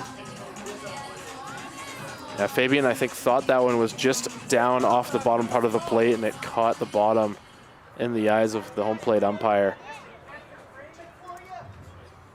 That's the thing. He's not really getting any swing and miss from the Panthers low. And that one is sent very well. Lined into the gap in the left center. Will roll all the way back to the fence as the runners come around. Ranging around is Kiefer. He's getting on his horse coming home. What a run by the third baseman. Petey Kiefer brings the lead to within 1. And a point out at Rafi Gross, whose double brings this game to just a single run. That was a beautiful line drive from Rafi Gross, just splitting the left and center fielder perfectly. And the speed of Kiefer. There was a little bobble off the wall out there in center field from Lee Kucera that I think allowed Kiefer to have a much easier time scoring, but I think either way, whether he gets it cleanly or not, Kiefer's speed was easily able to score there. A beautiful run, like you said, and give credit to Rafi Gross. That is a clutch 2-out RBI. Kiefer was digging every step of the way. He was looking down at his feet. He was looking down at the next bag. Didn't even take a look at the third base coach. He was giving himself the green light. He got it. Missing wide the first pitch to Yosuke Fuji. If Yosuke can do the same here, a clutch 2-out hit can tie this ball game right back up. Inside and low. Another take for Fuji to make it 2-0. Or if you can get on and keep the train moving, you have a guy who hit a home run in his last at-bat sitting on deck. It was a couple takes early last time Fuji was up in the 3rd inning, and then he popped out, just the only pitch he swung at, to the shortstop. Utilizing that patience again. Gross on second. Here's the 2-0. That one up in the air, over our heads again. Chance for another pop out, this time over the third baseman. catch is made, although it nearly creeped up over his back. Mackey gets there in time. It's another pop out for Yosuke Fuji. Well, let's take a quick break here on KPTV Live. We thank you very much for joining us. For myself and Evan Brown here on Kitchener Panthers Baseball. Don't go anywhere. We'll be right back for the start of the 5th inning.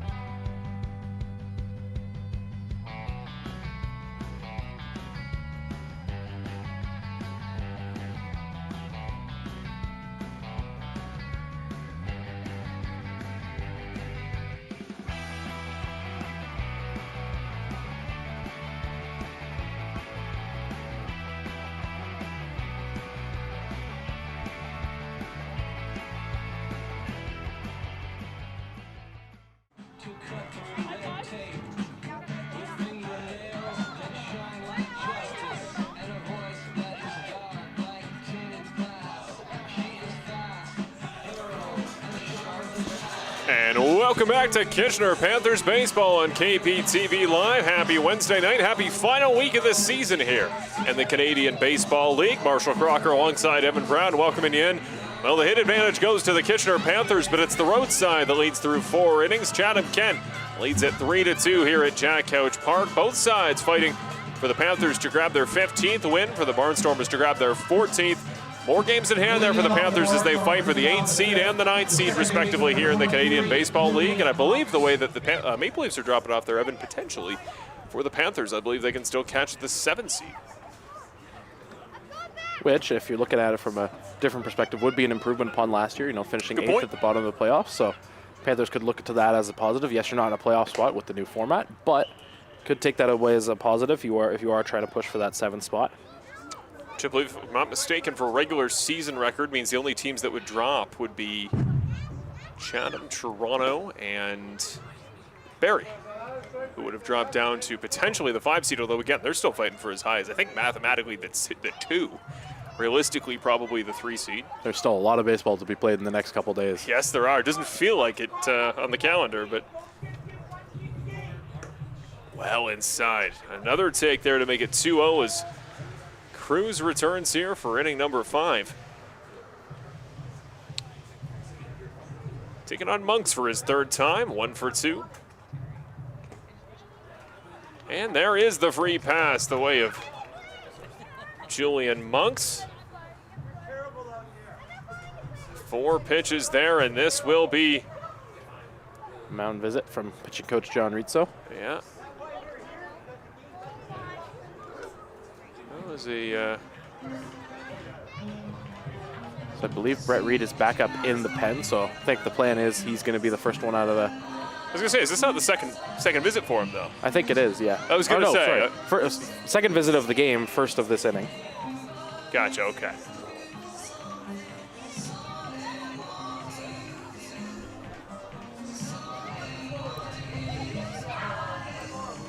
So just trying to get Cruz kind of back in rhythm here a little bit. Yeah, you're right. Reed, he kind of took a proper break there. I mean, the momentum went the way of Cruz there through the 4th inning. He kind of gave him a little bit of leash, but now Cruz needs to keep an eye because the speed of Monks is now on with the free pass there on first, and Owen Constantino hit a 3-run shot last time he came up. An opposite field hit to left.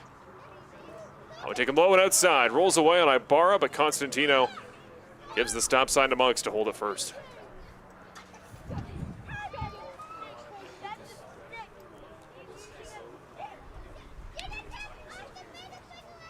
1-0 count. Cruz facing Constantino.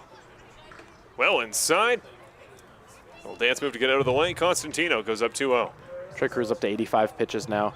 Has already thrown the longest outing of his young season so far for the Panthers, pitching into the 5th inning. So hoping he has enough gas left in the tank, as that one will be put over the plate there for strike one. His first strike here and 7 pitches to open up the 5th inning. 2-1, a little bit of a lead for Monks on first. Swing and a miss past that one. Constantino.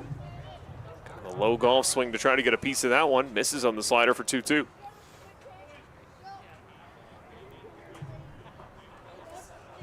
Cruz is set. He deals. Up in the air, but set well foul. Stays alive at 2-2. Constantino had such an interesting swing on that one to try to get to it. He realized it was the slow breaker coming in, but was already out in front, so really slowed down his swing there to try to at least get a piece of it and foul it off. 2-2. That one off the ground. Sent foul. I think it caught him in the back on the way back up. Well, the batting average on balls in play as far as low weekly hit grounders, I think is 500 on the day. So just getting a piece of anything, kind of swinging down on it. Just get it on the grass. We'll see what happens.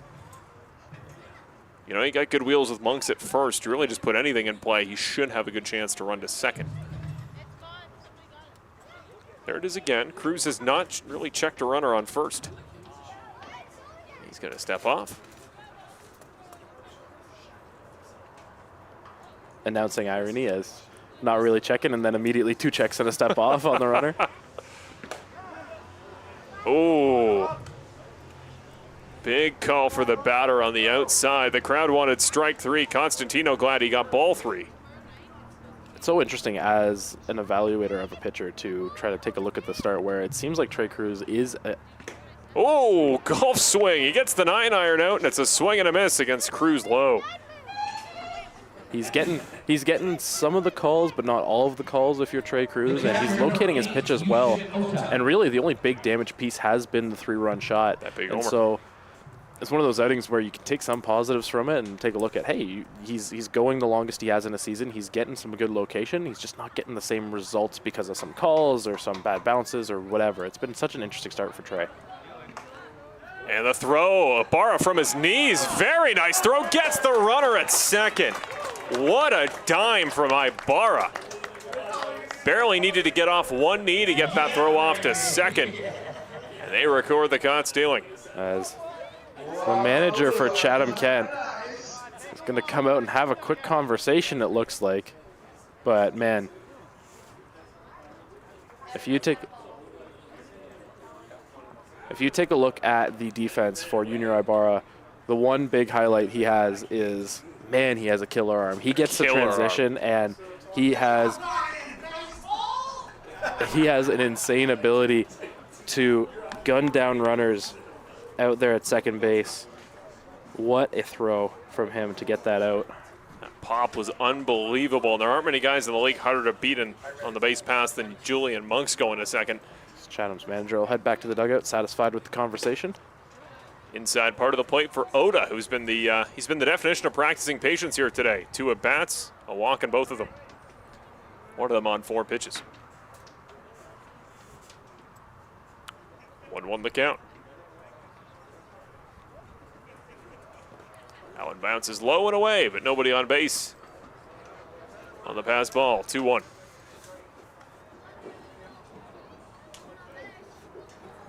So the ledger so far for Cruz: 3 earned runs, 7 punch-outs, 4 free passes. And again, all those runs coming off that one swing of the bat, the 3-run shot for Constantino. Allen drops low in the dirt for Oda.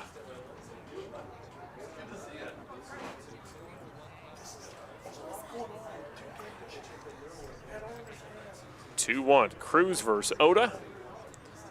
2 outs, Clairhout on deck should he be needed. Should be 3-1 there, I think. 3-1, Yeah, thank 3-1. you.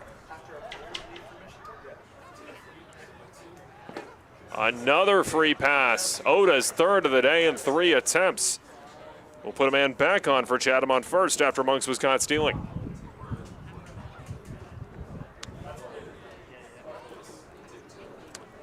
Well, it's really a tale of 2 results so far, Evan, isn't it, for Trey Cruz. 22 batters he's faced. In that time, the 7 punch-outs and the 5 walks, so 12 of 22 have been a proper result. Not many put in play. Again, only the 4 hits so far for Chatham. Again, Kitchener continues to lead in the hitters column. It's the consistent ability to throw strikes. That one bounces away. That time the pass ball will put out on second. He's going to dig. Is he going to go around for third? Thought he might. He's going to trot back. I think he might have had a dead to rights chance at third, but if there's any arm in the league you don't want to test on a pass ball, it's Junior Ibarra. Well, especially after the caught stealing, you don't want to try it again to have another out to end the inning. So it's Clairhout up. 0 for 2 today. Grounded out, then flew out deep to center field. Trainer's going to have a quick conversation with Junior, as I think he got the wrist of Junior on the block, but satisfied he'll return to behind the plate. He's been a warrior back there all year for the Panthers. Yeah, how many games has he not caught this season for Kitchener? I can't think of a game it wasn't Junior behind the dish. That one drops low to make it 2-0. That's 6 balls in the last 7 pitches. Yeah, I think last week they did give one game to Jackson Cook behind the plate there. Yeah, he's been a nice addition. He's had some good, He has been a nice addition behind the plate there. Excuse me.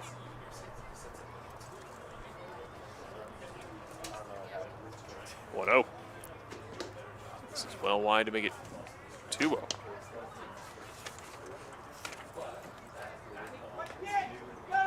Cruz just needs to find the zone. He doesn't want to test Clairhout too much. Plenty of power to put it over the fence. But he just needs a strike. Gets a strike there. Bottom side in for 2-1. So that'll hit the century mark for Trey Cruz. 100 pitches so far in this outing. 53 balls, 47 strikes. But again, not necessarily the full tale of his start out here today. 2-1. Low and inside. 3-1 becomes 4-1. Another free pass. This time it's Carter Clairhout who will get on base for his first time today.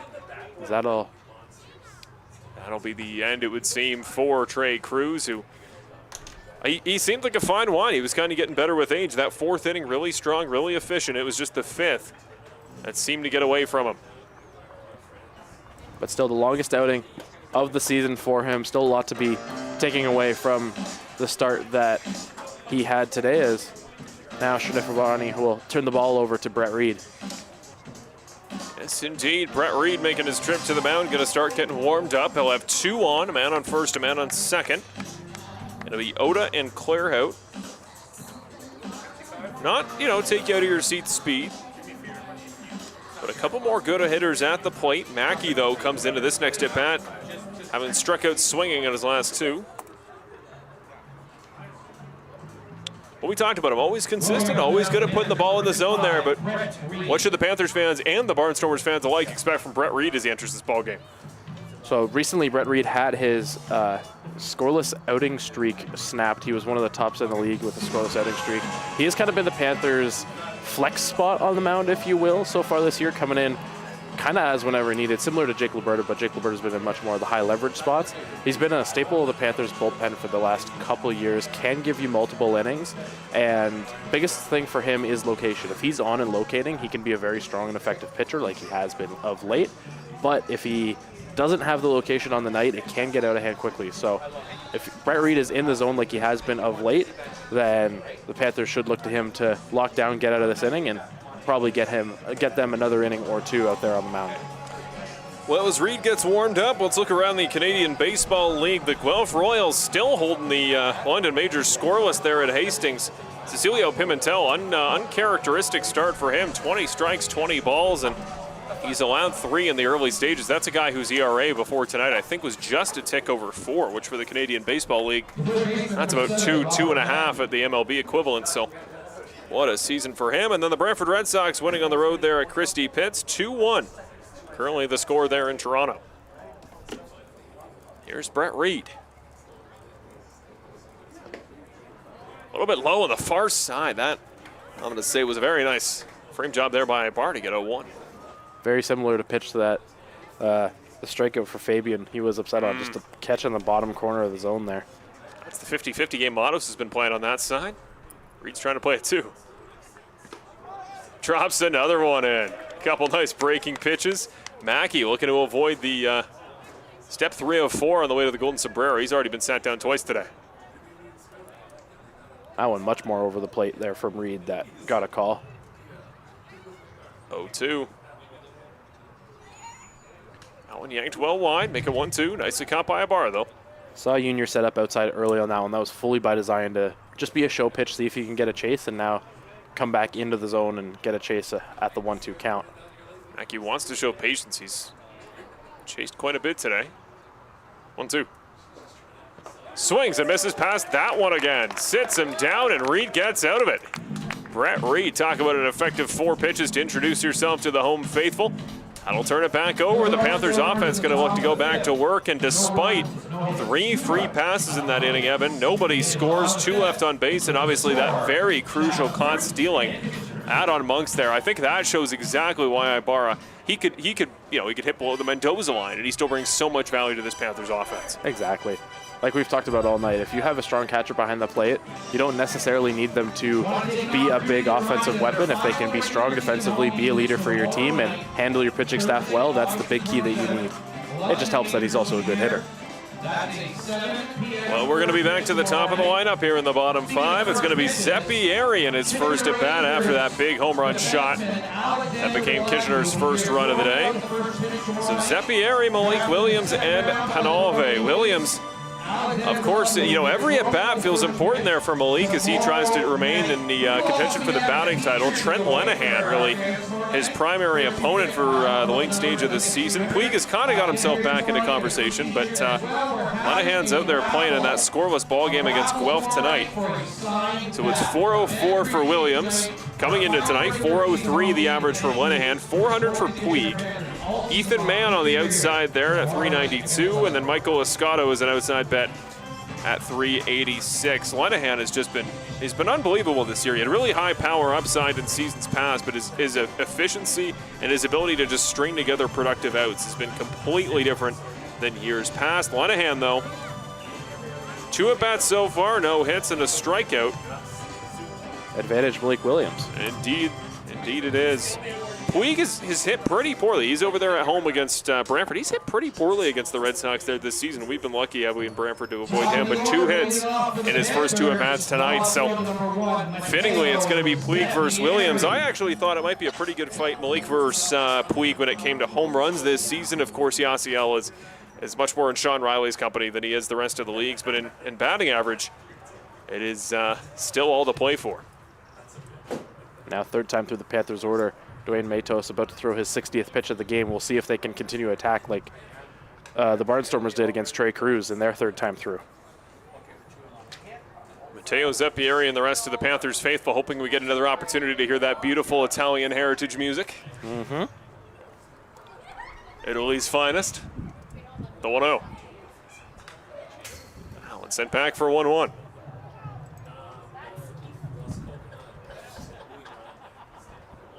Whether it's on a steal or a home run, they love playing it here. And he loves it too. He loves it. 1-1. This is wide to make it 2-1. I think the other thing for Matteo Zeppieri that makes him such a good leadoff hitter is he's such an energy guy.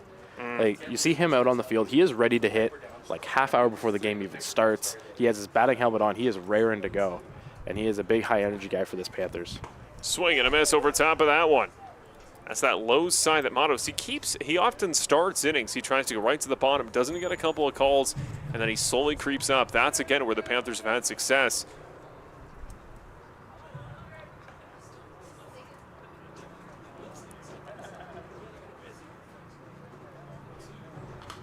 Up in the air, back into the fencing again. The 64th pitch of the day from Matos. He's gotten through pretty efficiently to this point. He may not go until the 6th or 7th inning if he were to pitch all the way through to get to where Cruz did when he was pulled for the ball game. So again, the best thing you can do as an offense, we talked about before, confidence for defenders in hockey comes from the goaltender. Sometimes you can make the pitcher's own luck. So that one misses outside to make it a full count. Long at bats from your offense, right? That's what your pitcher needs. That's how you can give a hand to the guy on the other side. You're not disconnected. You're not truly agnostic from each other. You as an offense, the more pitches you can put up, give your arm a hand in the battle. 3-2. One up in the air, should go to play, will go to play. A couple kids going to go run for that baseball past the grandstand. Well, similarly to the profile I think of like Bo Bichette, where you know he has those big cuts we've seen in this at bat, where he can get a lot of a baseball and really go all out. But once it gets to 2 strikes, you shorten that swing up. Xavier is a good battler up there at the plate, really extends at backs, and that's why he has so many walks on the year. Good plate discipline and good ability to extend at bats like he's doing now. Tipped back again. 37 strikes to 22 balls prior to this at bat here tonight for Motto, so that ratio continues here. He's challenging in the zone. He just doesn't have the breakaway velo to get anything past Zeppieri that he can't time up, at least to some extent. Swing and a miss. Zeppieri sat down on a heater outside. Perfect placement. Well, and you compare that to Trey Cruz, you know, that is just the 4th strikeout of the game for Matos, whereas Trey Cruz was getting a lot more of that swing and miss on the pitches that were in the zone, having 7 Ks in his outing. Malik Williams has been on twice today. First it was on an error, then it was on a single. Where he put a hole in the glove. That's true. Julian Monk's a laser. Liner. Yeah, Monk's got to be on his toes here and ready again. The only thing scarier than facing Malik Williams is facing Malik Williams for a 3rd time. He didn't go too far in that first at bat. That error happened pretty early. That second one, though, he got a couple pitches he saw. He's learned him a little bit. That one is struck very hard, just barely foul past third base. So home plate umpire called that one fair. And the third base umpire called it foul. There was a complete pause. Now Williams is running. They have a chance to get him at second, and now he runs into second. You are absolutely right. There was 2 different calls there. The third base umpire down the line called that ball foul as he was getting out of the way of it, and home plate umpire said it was fair, and that caused mass confusion on the field as everyone stopped, and now the umpires are going to come here collective. I believe that was a fair ball down the line. They're going to call a foul ball there. Wow. Home plate umpire, I think, had the best view at that one down the line and called it fair. But Malik will have to head back as he had a surefire double down the left field line there, I think. Well, yeah, it was only close there in that play because he and the entire defense checked up. The left fielder goes out to grab it, so by the time it's in the glove of clear out, then Williams has to start running. It would have been a lot more of a surefire double for Williams and helpful in his quest to the batting title. But instead he comes back. That's where you gotta have the seniority. You gotta know right off the bat. You almost wonder if everybody had just played it out as a hit. I think they ruled it a hit. It's because everybody checks up, you kind of play the result and say, well. They say it's a redo, I guess, in that sense. Like, yeah. Tough call there, though. 1-0, 1-1. This is wide. So now 2-1 the count. Everybody resettling.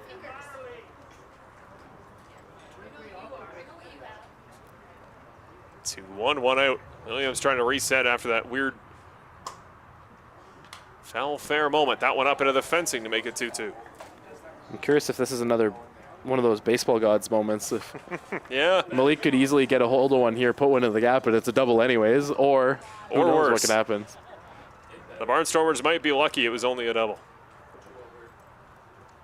2-2. Well wide, nicely taken there by Malik to make it a full count. Or if he puts one over the fence, then retroactively they wish that was a double. Yeah. Then the bad luck is the car there on Highway 78 that is getting hit by a baseball. 3-2. That one's hit back again, keeping it alive. We'll see a 7th pitch. As the pitch count continues to climb here for Matos, 2 long at-bats here for the Panthers to start off the 5th.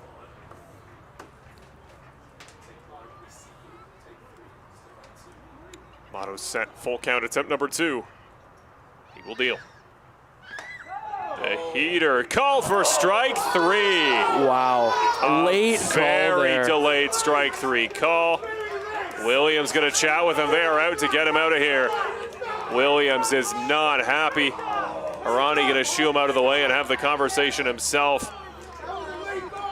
It was very close. It may have been a half-inch up on the belt, but the delayed call is the part that you don't love if you're the home crowd. And Jack Couch is letting him know. Wow, that was a delayed call. I do not blame Shanif and Malik for getting in the face of the umpire there. That was a long pause. Well, Williams called on a strike 3 looking. And especially after the play down the line too, like. You got to throw that out, right? You got to be a goldfish when you're an umpire. Call everything in a vacuum. You see both sides, because I think that was a great take by Williams. If he gets his hands on it, it's not a ball, very well put in play. But yeah, it's a. Well, and also it's acclimating. But Albe puts that one out to left center, hooking out towards the left fielder though. Back at the fence, range it up high. What a grab there by the left fielder. Claire out climbs the ladder and grabs that one up high to end the inning. It felt like the Panthers really had something cooking there with Malik Williams at bat. Instead, it is 2 quick punch outs and an immediate fly out to left for Panalbe. That's I call them in Brantford, we call them fulcrum point moments, or butterfly effect moments, where it's one tiny moment or one tiny at bat can really spell the direction of the rest of the baseball game.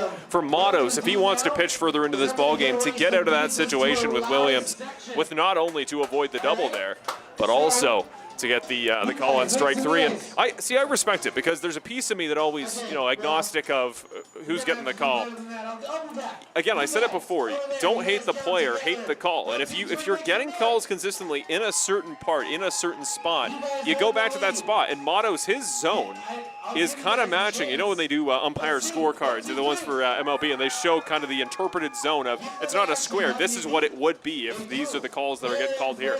He seems to have a very good understanding of where you can kind of get those spots. Brett Reed here, he came in, he attacked the zone, and he had a really effective first plate appearance. I want to see what the continuity is where he's going to challenge those spots, particularly in the low corners we've talked about. It's kind of a fatter zone in the bottom than it seems to be up high. I want him to go back to that, because that's the conversation. We always see hitters talking, hey, I've seen this on the pitcher. Hey, here's a pattern I think you can use at the plate.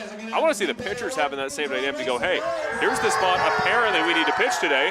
And you're not the victim of your own umpire, right? Yeah. You are for the first time you get a bad call from there. Learn it, right? Because the umpire's not going to change. Well, and I think the other point, too, is you mentioned how, as an umpire, you've got to have a short memory on that one and call everything in a vacuum. True. Yeah. But on the other hand, for Malik, he's getting that, he's building the frustration of already having, in his mind, a hit taken away down the line. Yep. And as a hitter, you're still fuming, and now you want to kill the ball because of that. And so then adding on the call that he disagrees with at the time, too, that just also builds up that frustration. So as an umpire, yes, you want to have short memory, but as a player, you kind of got a long memory in that sense that you're still thinking about that previous pitch. First pitch is a strike on the low side. 4 strikes in the first 5 pitches tonight by Brent Reed. He'll face the bottom of the order for the Chatham-Kent for a third journey back through the batting order. It's going to be Morin, Casera, Buckley. Misses well wide to make it 1-1. Good spot for Brett Reed to come into the game here, get that strikeout of Mackey to end the inning, and now try and get a 1-2-3, continue to build off the momentum of the offense for the Panthers. Swings and misses hard past that one. Makes it 1-2. The bottom 3, just 1 for 6 so far tonight. You can actually extend that to the bottom 4. Bottom 4 for Chatham, 1 for 10. That one is chopped in play, but is chopped foul. Stays 1-2.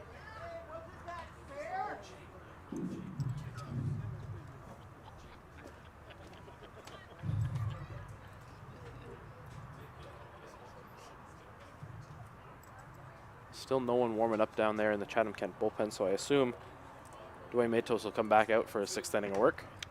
This is well wide, make it 2-2. Which is typical of his last 2 starts, going 6 innings in both of them. Trying to keep that streak up. 2-2 pitch.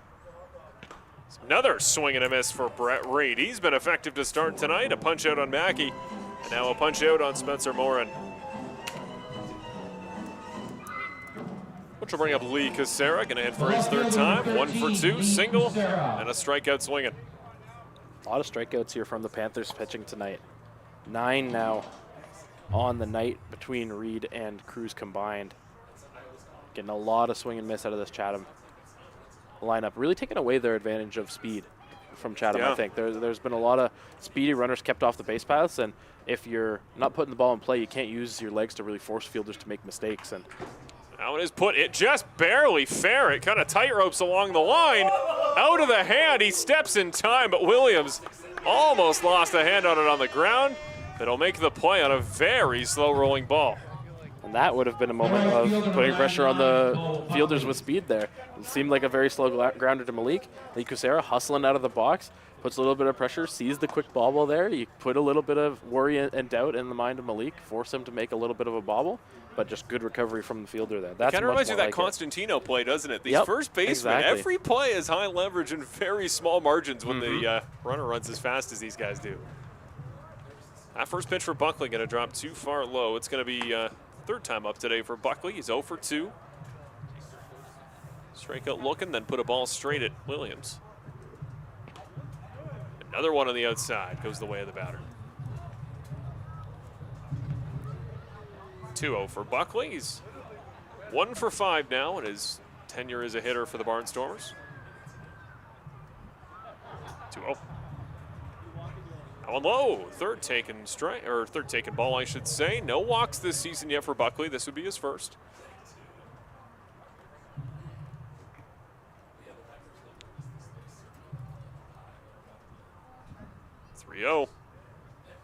Becomes 4-0. Well high and outside. Reed has been only in the zone all day. The first time he misses it is to the converted pitcher, Bo Buckley. And you never want to walk the 9-hitter. That has been the name of the game for pitchers for centuries. Number 12, Thomas Richards. So putting him on will flip the lineup card over, and now Reed has got a really tough hitter in Richards with 2 out. We talked about the 9 strikeouts for the Panthers tonight combined. It has also been 6 walks. 7 walks, pardon me. Now well inside on the batter. That's 5 straight balls there for Reed. After the strikeout, it was 2 strikeouts on 7 pitches. Since then, it's been 5 balls straight. With the ground out mixed in between. Good point. That one is absolutely smashed. Goodbye, baseball. Thomas Richards, the designated hitter, absolutely crushes one. Chatham opens the lead back up to 3. It is now 5-3 for the visiting Barnstormers. What did I say about walking the 9-hitter? It will often come back to bite you, and that one will lead to a 2-run bomb off the bat of Thomas Richards. Not too often you see a DH in the leadoff spot, but Richards proven why there. Taking advantage of that one. Second baseman, number 23. Well, as to your point there, that's why you don't walk the 9-man, because when the one comes up and he's a designated hitter with good pop, you get punished for it. Julian Monks has been on base twice today. He's going to try to keep this momentum going. The first runs given up today for Reed are both off the bat of Richards. All 5 Chatham runs so far scored off the long ball. That one up in the air. Should be playable for Gross, who's under it. Doesn't have much under it. He's ranging forward, makes the catch, and the Panthers get out without any more damage. But the Barnstormers, they've only scored in 2 innings, but they've got 3 and 2 in them when they have. And the hits remain tied. 5-5 for both sides. Now the Panthers need to find a little bit of momentum here into the later innings as we hit the bottom of the 6th. Interesting scenario where really the Panthers pitchers, yes, there has been a lot more walks than they would like to have. That is something that they can be improving upon, but only 2 mistake pitches really. The 2 home runs off the bat of Chatham that have just done all of the damage against them so far. The opposite field home run from Constantino and that 2-run shot from Richards. The real big damaging ones. I mean, that really is the Canadian Baseball League, isn't it? It always feels like you're playing with fire. You're knocking on heaven's door when it comes to so many great power bats and a lot of these smaller parks in the league relative to the MLB.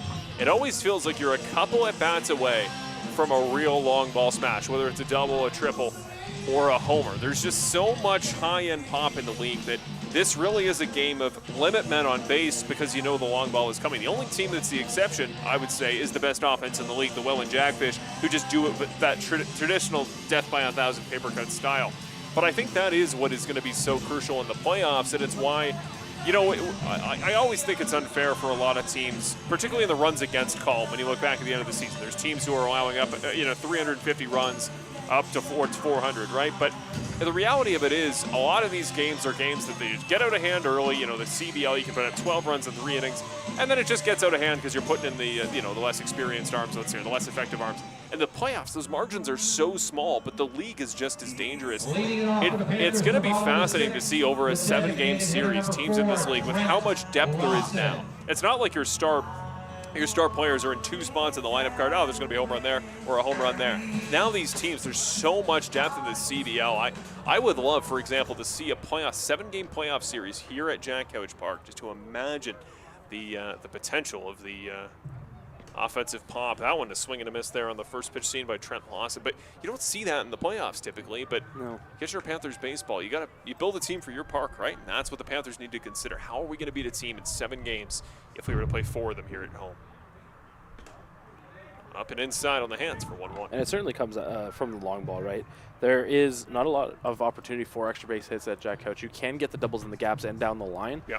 But unless you can really hook it down the line, because of the ballpark, it's either you're hitting high fly balls that will reach the seats in the outfield, or you're just flying out on weak fly balls, right? So it's adjusting to your hitting as well as your pitching. If you can get ground ball guys, then that's going to be the key, because you do not want fly ball pitchers at a park that's smaller.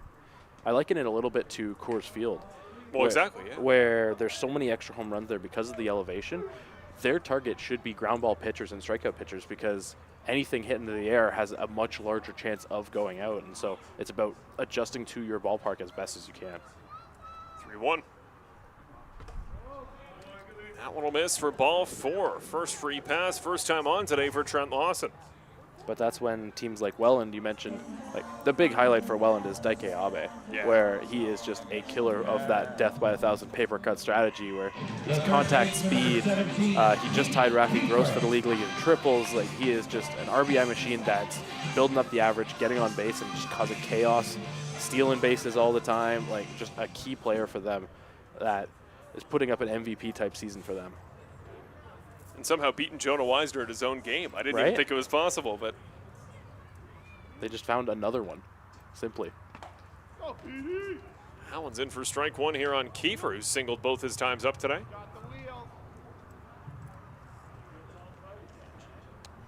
Game still very much in hand, especially as we talked about, considering the run environment. 5-2 lead the Barnstormers, but the hits remain tied at 5.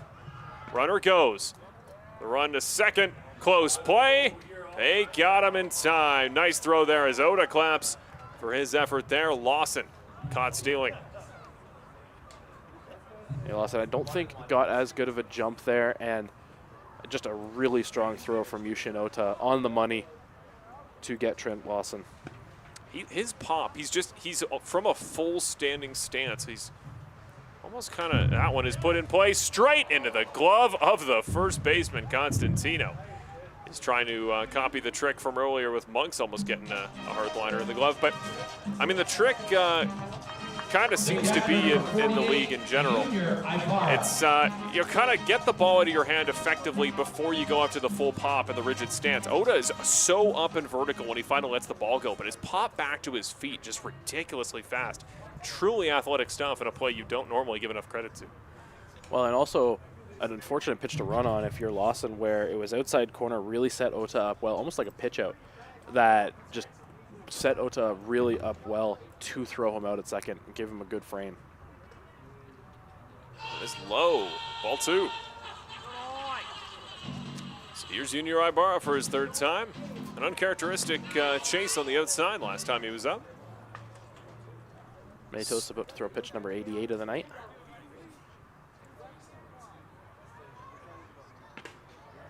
Down the middle. 2-1. As previously mentioned, he's had 6 innings in his 2 previous starts, so on pace to hit that this game, as still nobody really warming in the Chatham bullpen. I was going to say, it looks like he's gotten plenty of trust from the pitching faithful. Another chase on the outside for Ibarra makes it 2-2. He's fooling him somehow out on that far side of the plate. Obviously, righty goes the way of the pitcher, but he's... It's like a slider coming across that's getting Junior to chase.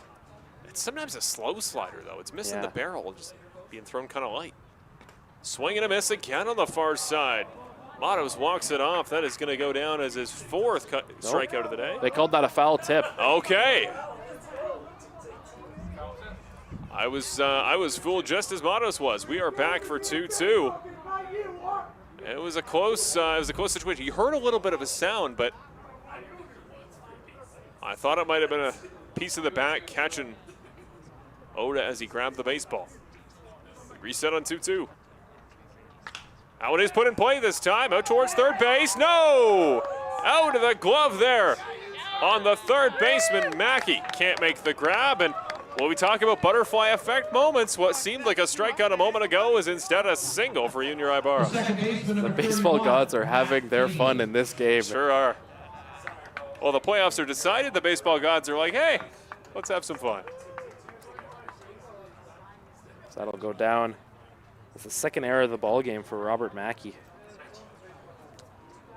Yeah, you can understand that. Like, he probably would have had time, given the foot speed of Ibarra. He probably would have had time to do just kind of a Julian Monk style. Just body catch it, take your opportunity, get it wherever you have to, and make the play. Instead, tried to play straight into the throw and couldn't do it. Swing and a miss over top of that one. For Matt Fabian, who's up a third time. Ground out and a strikeout today for him.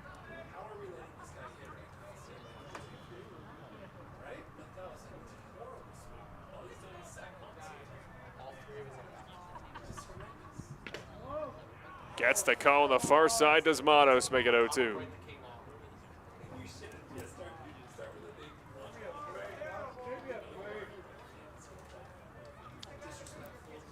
The twists and turns in this game have been very interesting so far.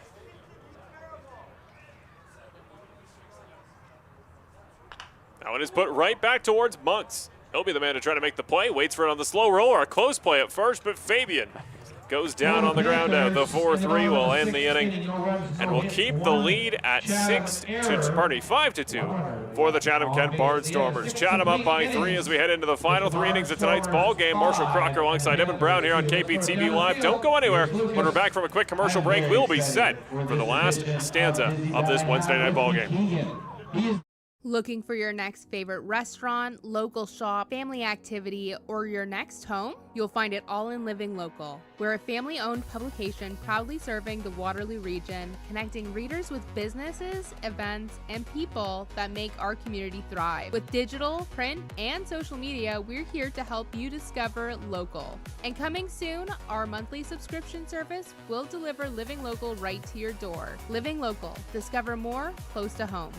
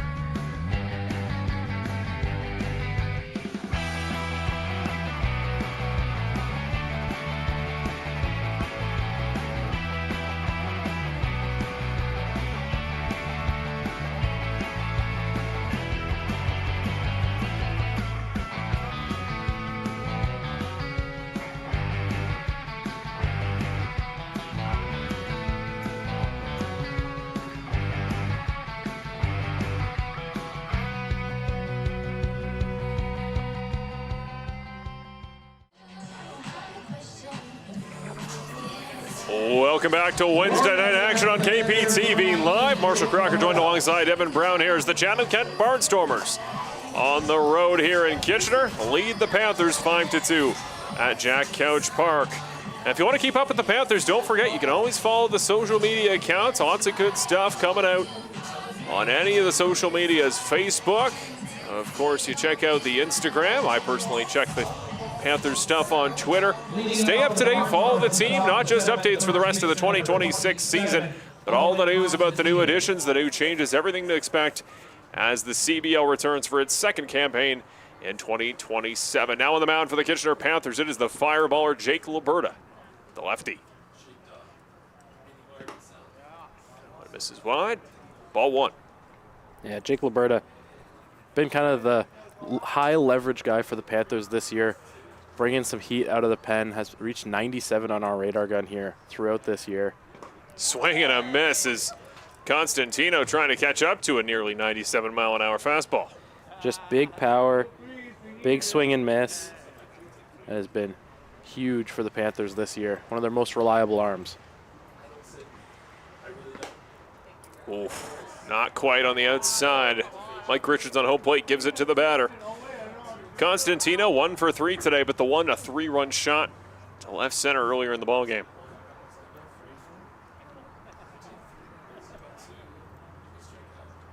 Two one pitch. Swing and a miss again. Hook something off. Hope his shoes are laced up well because he's swinging plenty hard past a couple of these fastballs. The best part of a high velocity fastball is a very slow off-speed pitch. Getting a swing like that, you get the hitter geared up for a high velocity fastball and then just swings over top of something coming so slow. Swing and a miss again, that time on a heater low. Liberto, welcome to the ball game. Just what the Panthers needed as they look to keep the lead where it is at only 3. That's been the big key for him, getting the strikeouts, blowing past hitters. What's made him so reliable for them this year. That is combined punch-out number 10 today for the Kitchener Panthers. I believe 7 for Cruz, 2 for Reed, 1 for Liberta. Gets a piece of that one to Oda, sends it back. 3 at-bats, 3 of the same result today. Oda has walked all 3 times he's come to the plate. Can Liberta challenge him a little bit more in the zone, try to get some weak contact? For Liberta, this is his 23rd appearance of the season. Only has 1 save to his name, but that is K number 50 on the season for him so far in 43 innings. He got another strike there. He's 1 away from number 51. Nobody's really challenged Oda with a ton of speed here today. A lot of his pitches that he's let go by are just breaking balls outside. When you're averaging above a strikeout in inning pitched, that is pretty darn good. The man from Phoenix, Arizona.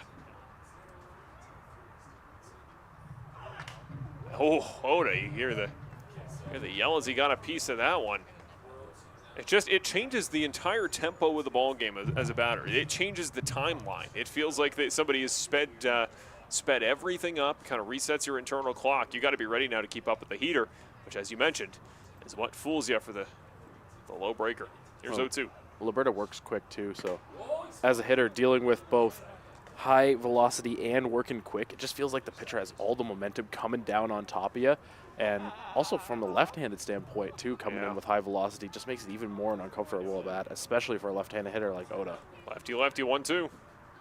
Swing and miss over top of it. My goodness. Man for Phoenix, Arizona, making the batters feel like they're waterless in the desert. He is absolutely cooking. Liberta's just got that swagger out there on the mound. He carries a lot of intensity in his game, and like I said, just the most reliable and most firepower the Panthers have had out of their pen this season. Well, Claro just got on today, but only a free pass his last time up, over 2 otherwise. Swinging and a miss again. Everybody's trying to challenge Alberta.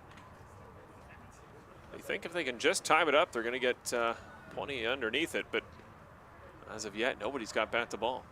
I think the other thing from Liberta that I've liked so far is he's coming in so many different situations, and even given the Panthers' length in certain games where he'll noticeably take something off of his fastball to prioritize length when they need it. So having a guy like that can either be a 3-inning guy at times this season, 4-inning guy at times this season, where he's not throwing as hard but can just bring you that stamina from the mound, or coming in, you know you're only getting maybe 1 or 2 innings and just bring in the heat. I love that from that type of a pitcher. Swing and a miss past that one on another high heater. And also makes it so difficult as a hitter to adjust, right? Because you can game plan for that and kind of judge how long he's going to go in, but still, when a pitcher can take something off of his fastball or come in with high heat, that dichotomy is so difficult to adjust to. Up a little bit too high, make it 2-2. My favorite example of that, guy kind of like knowing his tempo, knowing his pace, don't use the heat early. Justin Verlander, his 3 hardest thrown pitches of his career are in the 8th inning of starts. He's a guy that starts slow, establish the off speed, find your spot, only pick up the heat when you need it. Now when he gets a piece of there, good job here by Carter Clairhout to stay with him. He's the first guy really that seems close. He's putting the ball up in the air and back rather than truly missing with the bat. But Alberta, just a level of velo from a reliever you don't really see in the Canadian Baseball League. Guelph's got a couple, but just a true fireballer in a way that you don't see a lot in this league. Reminds me a lot of Dylan Cease too, where he's a guy that starts out slower a lot of the time and then picks up the heat as you go on. Talking about guys that can really pick up the fire as the start goes on. And first high breaking pitch doesn't really come back down and make it 3-2. I think that's so effective of a pitcher because also you also lure the hitter into this false sense of security third time through. You get up there and you're expecting like, 95 maybe on the radar gun, but you can dial it up to 97 at the end. They can really lull them into a false sense of security. 2-2, I'll correct myself, all twos in the scoreboard. But now Alberta says it's time for the 7th inning stretch, and he sits down another one. Third punch out of the top 7. This time it's Clairhout. A 3 up, 3 down inning in Alberta. You got to think he's got a little bit more in him when we come back to the 8th, and we'll see what the Panthers decide to do in the 9th. But this one very alive as the Chatham-Kent Barnstormers look like they are finally going to relieve Matos. And what's been a really good outing for him. Matos, as you mentioned, to go the distance, to go 6 innings once again. To only put up 2 here on the board at Jack Couch Park. That is a good outing, especially on the road. That's what you'll want to see. We'll get you an idea on your new arm here for the Barnstormers. He will face the towards the bottom of the order here for Kitchener. It's going to be Gross, Fuji, but then he's got to go back up to the top to face Zempieri. So this will be number 6. Dylan Kintz coming in to pitch for the Chatham-Kent Barnstormers here. Dylan Kintz. So I'm pulling up the numbers on him here. Right-handed pitcher, 12 games so far this season, 9.9 ERA, 1 win on the season, 2 innings pitched. Has been able to get 12 strikeouts. More of a contact ground ball kind of pitcher for the Chatham-Kent Barnstormers this year, in his first year in the CBL. Well, the record has been set, ladies and gentlemen. Yasiel Puig's 22nd of the season off the arm of Jose Arias. Wow. He has broken the Canadian Baseball League, formerly Inter-County Baseball League's record for homers with a solo shot. Toronto's still losing that ball game, but he has broken the record there at home in Toronto. Wow. Off a good pitcher, too, at Jose Arias. That is no small feat. He's been great this year in an adjusted role to the middle relief inning bullpen. He's just dominated Puig this season in the head-to-head. That slider. We've talked about Arias, a guy all throwing 15 sliders in a row. Puig just never seems to catch up, even when he knows what's coming. But managed to probably get a hanger, I would assume. I would assume so. One of those sliders that just doesn't slide enough.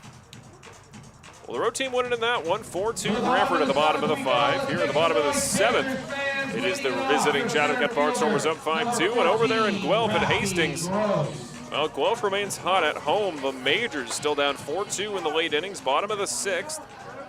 As Pimentel's still on the mound. He's managed to go through 6 innings and only 53 pitches, but he's losing 4-2. So, interesting run of things in that ball game between 2 teams that may face each other in the playoffs, as that one is put just foul down the third base line. I'm intrigued to see what the bullpen status of Chatham-Kent is going to look like. Great 6 innings from Dwayne Matos to get them to this point. Now, after playing 2 games already this week and 2 games where you needed, I believe, 6 bullpen pitchers out of the pen. That one is well struck, but is going to go foul. Well over the Kitchener bullpen into a tree out and left. Going to be interesting to see who's available, who's not, if there's what high leverage guys could come in here as Chatham tries to close this one out over the next 3 innings. Well, one of those arms is playing in right field on defense in Buckley. Curious if we'll see a defensive switch to get him some warm-up pitches, or if he'll come in, or we'll see what happens. I know he pitched 2 nights ago on Monday. Well, 2 nights is an eternity now, Evan, in the current CBL. You kidding Exactly. me? You haven't pitched in the last 20 minutes. You're heading in. We've seen guys go from pitching a couple innings to starting the next day to all sorts of different things. Guys have pitched in both halves of doubleheaders. It's been fun this season. Whatever it takes to win. And you hear from all the college guys, they're like, this is just the world, man. Yeah. This is just baseball. Like 5 games in 6 days, 6 and 7, that's the sport. They're young. And they give it to the pitcher. Dylan Kintz comes into the ball game. And it is a strikeout looking on Rafi Gross, responsible for the 2nd run of the ball game for Kitchener. he won't be responsible for the third quite yet. Well, and another case where that one likely was strike 3 over the plate, but another one, home plate umpire taking their time and calling strike 3. I think that one made that one a little bit more frustrating both for hitter and fans alike, seeing a much more cerebral call behind the plate. It makes it seem a lot more unsure than it probably is. The breaker drops back in on the far side. So Fuji has popped up both times today, popped out to short, then popped out to third. He's going to try to get the ball going forward on this one. 0-1 becomes 1-1 as that's well inside and low. The maddest I've heard a crowd this season, Evan, from a call. We had a ball in Brantford bounce off the dirt and come up for strike 3. Oh, I've never seen anything like it. that's a rough one. It's a strike in cricket, but that's not what we're playing, you know? That is not what we were playing. They get 2-1. Yeah, that's the most frustrating thing.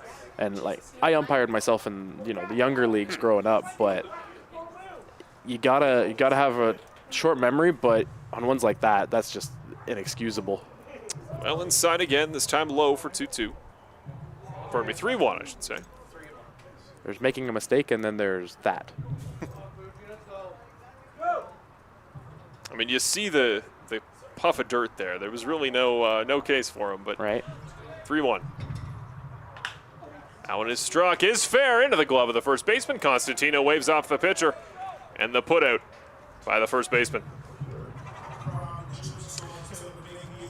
I mean, you could argue maybe it was a great frame job, you know? Really good frame job, but Or the logic is it bounced up into the zone, perhaps? If it crossed the plate after the bounce. that's above the knee and over the plate. Maybe you're Yep. right. To be honest, once I saw it hit the ground as the guy on play-by-play, I didn't really look at where it crossed.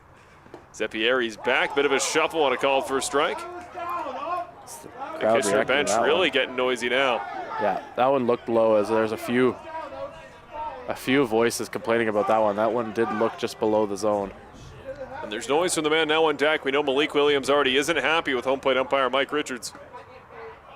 That one is outside and called for a ball. I will believe, I am going to correct. I believe that's actually Matthew Taylor behind the plate. I know we've been saying Mike Richards, but I believe that is Matthew Taylor behind the plate. Went back in some game notes. Drops in, popped up, chance there for Oda, but just out of his range. Bounces to a lady in the stands. Make it 1-2. Alrighty, to Williams and Taylor, not the best of friends.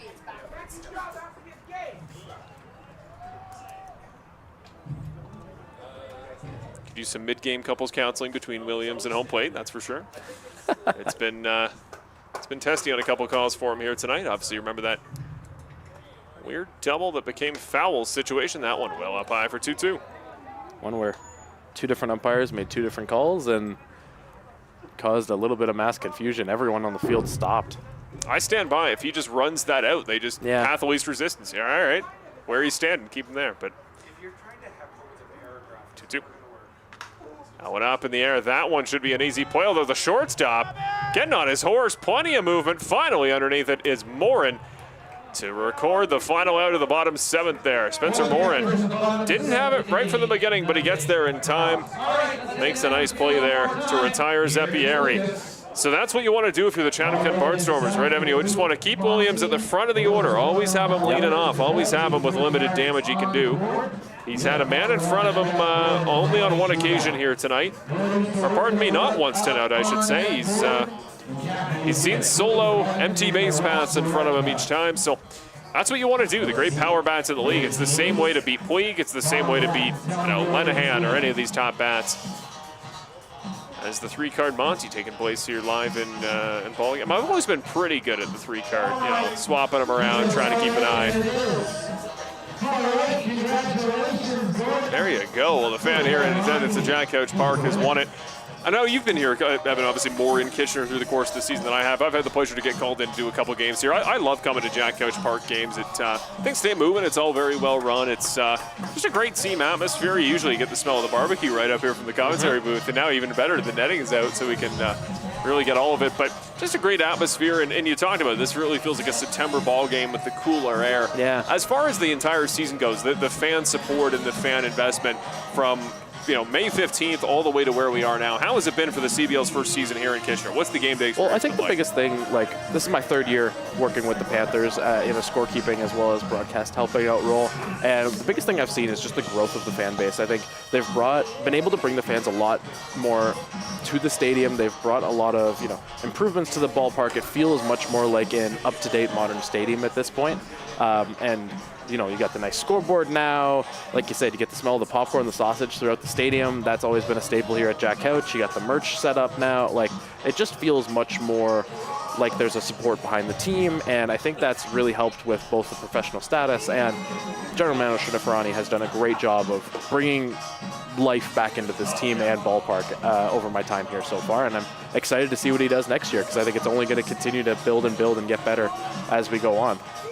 It's such a great location, too, for a ballpark. You're talking about accessibility to get to a game. Plenty of parking here in Kitchener. Obviously, you're right next to the Kitchener Memorial Auditorium facility. Congratulations, they had their 75th anniversary open house earlier this week. Or was that today, actually? That was today, That was tonight, I should say, yeah. So really cool stuff there. Plenty of fans got to get a really cool experience here at the Odd.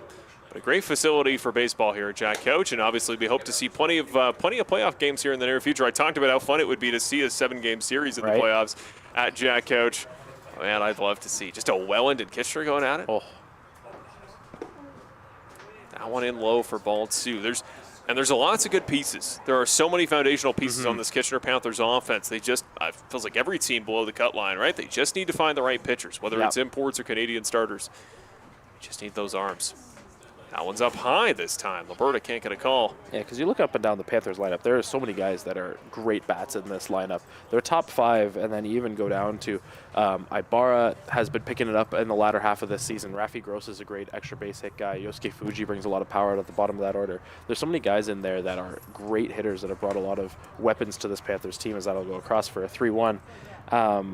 It's just been the pitching. It's been a matter of how well can you contain the offense, and we've seen a lot of times the Panthers offense will put up 8 or 9 runs in a game, but if you're not holding your team to less than that. The comebacker right into the glove of Liberta. Run it out, throw to Williams, underhands it for the first out. Nice heads-up play to get it in the glove by Liberta. If you're not containing your opponents to less than that, then all that offense is for naught. And so there's some good pieces to the Panthers pitching staff as well, one of them being on the mound right now. Jake Liberta is a great piece to build off, like I've been mentioning, with his high leverage ability.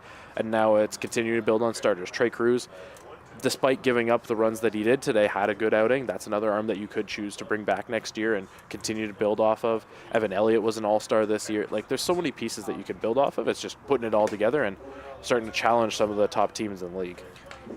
Well, we see Spencer Morin come up for his 4th time. And, yeah, with all the starting pitcher to reliever kind of converts we've seen this season go quite well, Jose Arias being chief among them, it just because your starter doesn't work as a top 3 guy if you bring in a bunch of new arms doesn't mean he doesn't have a place in the pitching staff, right? See, there's always the need for long relievers in this league. You kidding me? With all these reschedules, long relief guys, kind of delayed starters we call them at Brantford, is just as valuable. And yeah, just because as a starting pitcher, your development may not take you to the ace of a rotation doesn't mean you don't have a place in the team long term.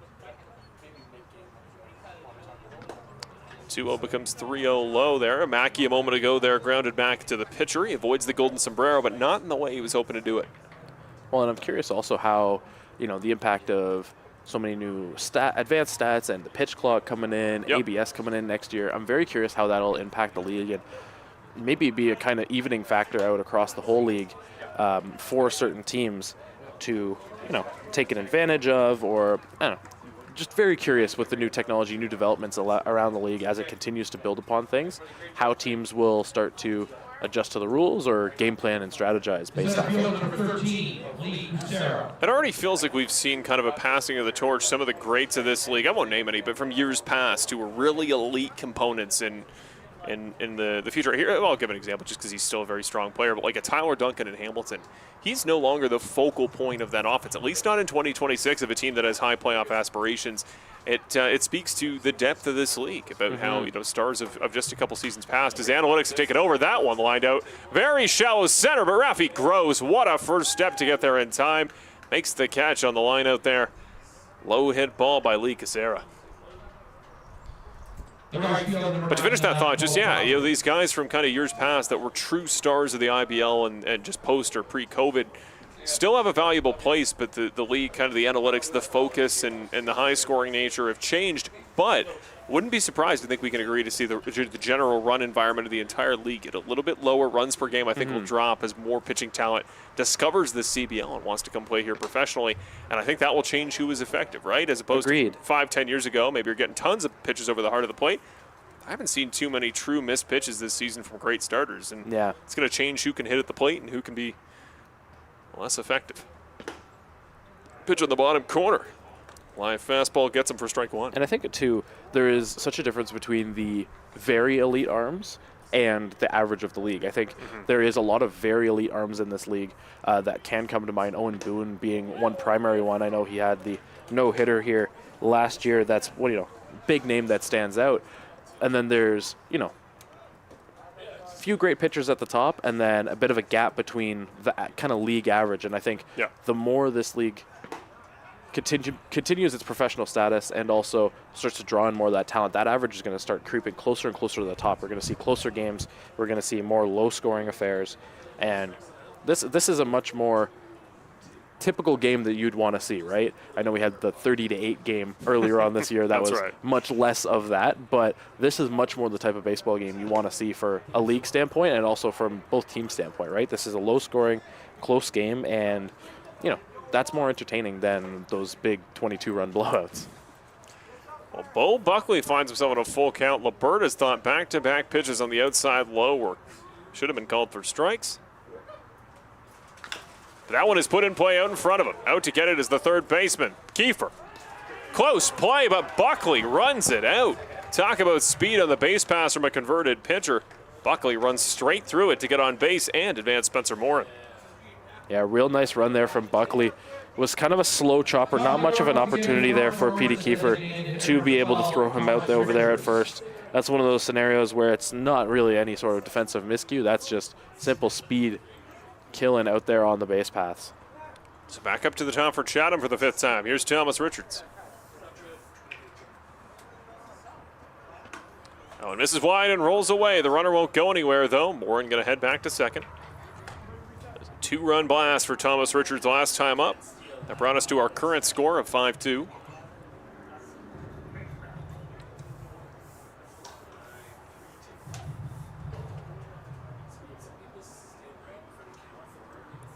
It's lefty versus lefty. Alberta shakes off a couple from Ibarra. Now he's set. Drops in. There's the strike he was looking for on the outside earlier. He gets it to make it 1-1.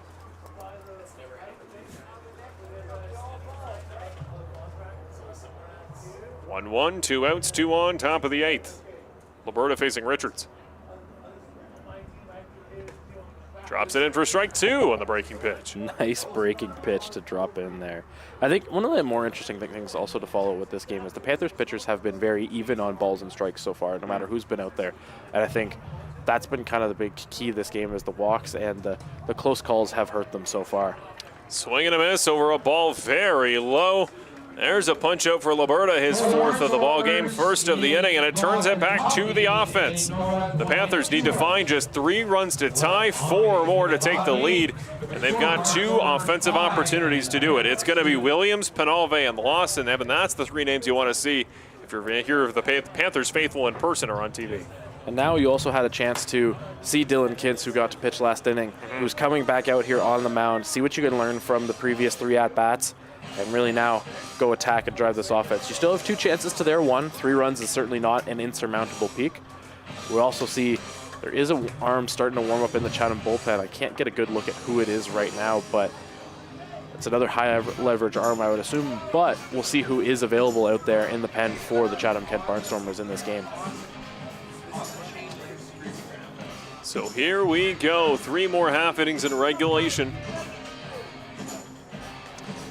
And one of the other factors that I think made it seem a little less close in the standings, certainly the playoff race a little bit less close in this final month, was the extra innings record for a lot of these teams. The big standouts in the league that really struggled when you went to extras were Brantford and Chatham, 1-5 and 1-4 respectively, once you get past the 9th inning.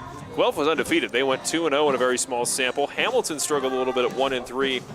But a lot of the teams, namely Barrie, jumps out at me. 5-2, you flip that record. Barrie is much less in certainty for a playoff spot this season. But the Panthers at 2-2. It's just something that kind of an unknown for this team. For you, Evan, everybody's different when it comes to the idea of, in big air quotes, clutch factor, or whatever you consider the ability when the lights are brightest, extra innings. Base runner obviously is an important part, right? The ghost runner on second. Part of what makes Welland so good is just the transparent fact. The odds are whoever Welland puts on second is probably pretty darn fast on the base path. Yeah. So what do you think as far as the Kitchener Panthers for the future of this team? Is there any real positive, negative correlation, do you think, if this or any other game goes to extra innings? I think there is. The Panthers have a lot of guys that are speedy on the base pass. They have a great fourth outfielder in Jamie Cabral, who comes in and is a very common pinch runner that has wicked speed out there on the base pass and is a very smart runner. And I think that lends to that. And also I think the Panthers hitters tend to go for the extra base hits, and I think that also lends to the format of extra innings. And I think also having high leverage guys. If you can have a deep enough bullpen, depending on how far you get in the game, if you have a Liberta ready or a Ben Hewitt ready at the back end of the bullpen, that can really lend you to an extra innings thing. But that one struck by Williams straight up the middle, too low for the center fielder. Rolls its way out on a liner for a single. Williams, he's on for a second time, and the batting title race stays alive for him. Real nice piece of hitting there from Malik. Just simple, right back up the middle. Ho hum, Malik Williams has another hit. And another hard liner too. Yes, indeed. One more launch angle with the exit velo. A couple of those might have been doubles, maybe homers. Penalve. He's up for his fourth time, 0 for 3 as of yet. First pitch he takes on the outside is in for a strike by Kintz. I always say it. Water finds its level, and when an elite hitter like Penalve is down 0-3 to start a ball game, you're kind of just waiting for the inevitable hit. Has been on base once with the fielder's choice, but still. Breaking pitch doesn't break far enough. Make it 1-1. Now, I personally, I think of the more uncommon opinion of I like the extra innings runner rule. I don't know what your opinion is on that, but I like it in this league when pace of play, no pitch clock is a real struggle. But I think once the league evolves, is another delayed strike call.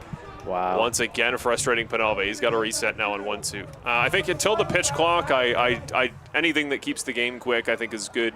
But yeah, once the pitch clock's in, I not a huge extra runner guy. Interesting. Okay. I think it just comes down to pace of play and length of games. See, I think it's fine in the regular season. Playoffs obviously is a different story, purely because I think you want that to be more pure baseball, and like you want it to be more true, similar to how the NHL does it, right? 5-on-5 overtime is much better in the playoffs than a 3-on-3 format. But I think I like the extra innings rule just because it adds a little bit more excitement, a little bit more different strategy. That one put straight back to the shortstop. Play at second. They'll get one, and that is all they will get. A trade-off there. Penalve goes on for Williams. Probably a little bit more pure speed on the base pass, you would say. And that was way too slow to ever turn the double play on that one. Penalve runs too well. Waited out by the shortstop. You were always only going to get one there. And so Malik Williams comes off the base pass and in replace of Yosvani Penalve. No hits yet today for Lawson, but he did get on a walk. Did later get caught stealing on a kind of a delayed swipe to second.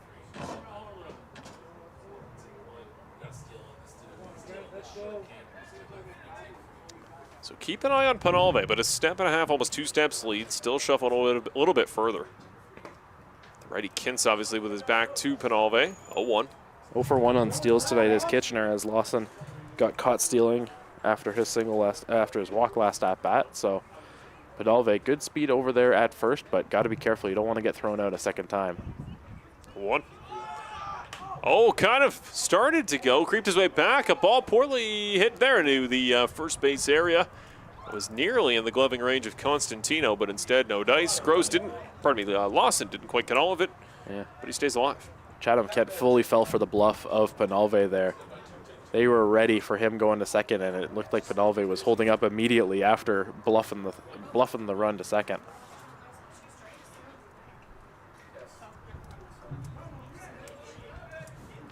Oh, 2 outs. Big pitch here for Kintz. They're going to try the pick. No dice. Penalve's back in plenty of time, and a much more conservative lead that time.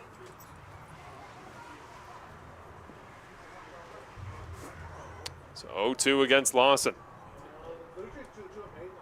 That one is put in play. Out there to right. Shallow, though, in the liner. Straight in the glove of Bo Buckley, the converted fielder, getting plenty of work out there today and right. And that will be the second out there for the Panthers. They only have 4 left as they try to bring this ball game back, but here's a good bat. Here's a good option to put some more runs on the board. P.D. Kiefer, 2 for 3 here today.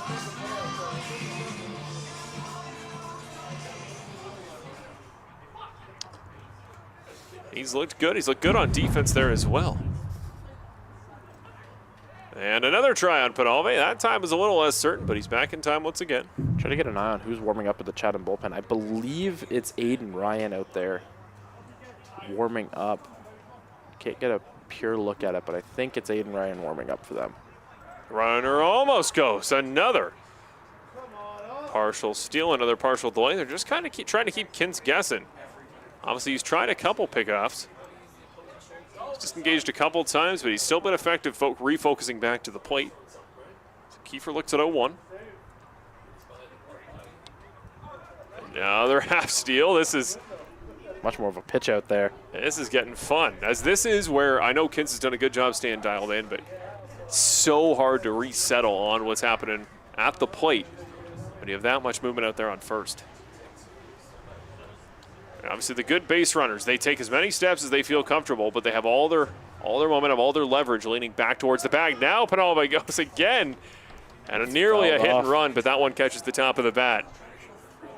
I don't ever think I've seen the partial go 3 times in a row. Penalve is really playing games, and we'll see. Often you can just induce. You can induce a wild pitch. You can induce a miss on the pickoff. It's one thing the Panthers do is they love to cause chaos on the base paths. 1-2. Less of a one up in the air. Weak contact over the head of the shortstop. Morin gets there in time, and the third out will take us to the final inning here. The Panthers and the Barnstormers, one more opportunity each on offense, and the visitors' side leads it 5-2 with the equal amount of hits. 2 errors there for Chatham, none for Kitchener. And this is the final stanza where I believe we're going to see Liberta again for Kitchener. And he just needs to give them a couple more good outings. It really feels like none of the bats for Chatham have been able to catch up to him as of yet. When it comes to the speed of the heater. He is going to face the good part of the offense, though. Monks, Constantino, Oda. Constantino and Oda are no strangers to swinging hard at a good velo fastball high. So, interesting thing here as we move to the 9th, looking at the out-of-town scoreboard. Guelph and London in a real true playoff matchup. Bottom 7 tied 4-4 right now in Guelph. Love that matchup. Typical Panthers commentator Mark Perry is out doing that game right now and having a fun time in that playoff matchup. And then Brantford up 5-3 now in Toronto. Bottom 6 in that one, as this game is moving faster than the others right now. There you go. You don't always say that here in Kitchener, do you? To my knowledge, usually I'm used to checking our out of town there in Brantford in the 9th and still see action here at Couch. But yeah, that's the other reason I don't want the extra inning runner is we've had one Tuesday ball game and one Sunday ball game bleed into Wednesday and Monday respectively. So I don't necessarily want to endorse the idea of more baseball. Love baseball, love it. Bang for your buck. But I love the idea for weekday games, right? Kids can stay up, can reasonably get back to school the next day. I think that's part of the experience, and there's no doubt there's excitement. It feels like every pitch is more important, is more high leverage when you have a man outside. So I see the perspective. I don't like that the majors do it, because I think the nature of the potential for long, juggernaut ball games to go 16, 17, 18 innings when offense isn't inevitable, I think is different. But here in the CBL, high scoring as a league, as a rule, right? You're going to get out of the game eventually. I don't know if extra innings is always necessary. That one's on the far side. Make it a 1. Although we did see, I believe it was Barrie and Guelph in Barrie a few nights ago, went 12 innings or something like that, and a real fun game. I was watching the end of that one.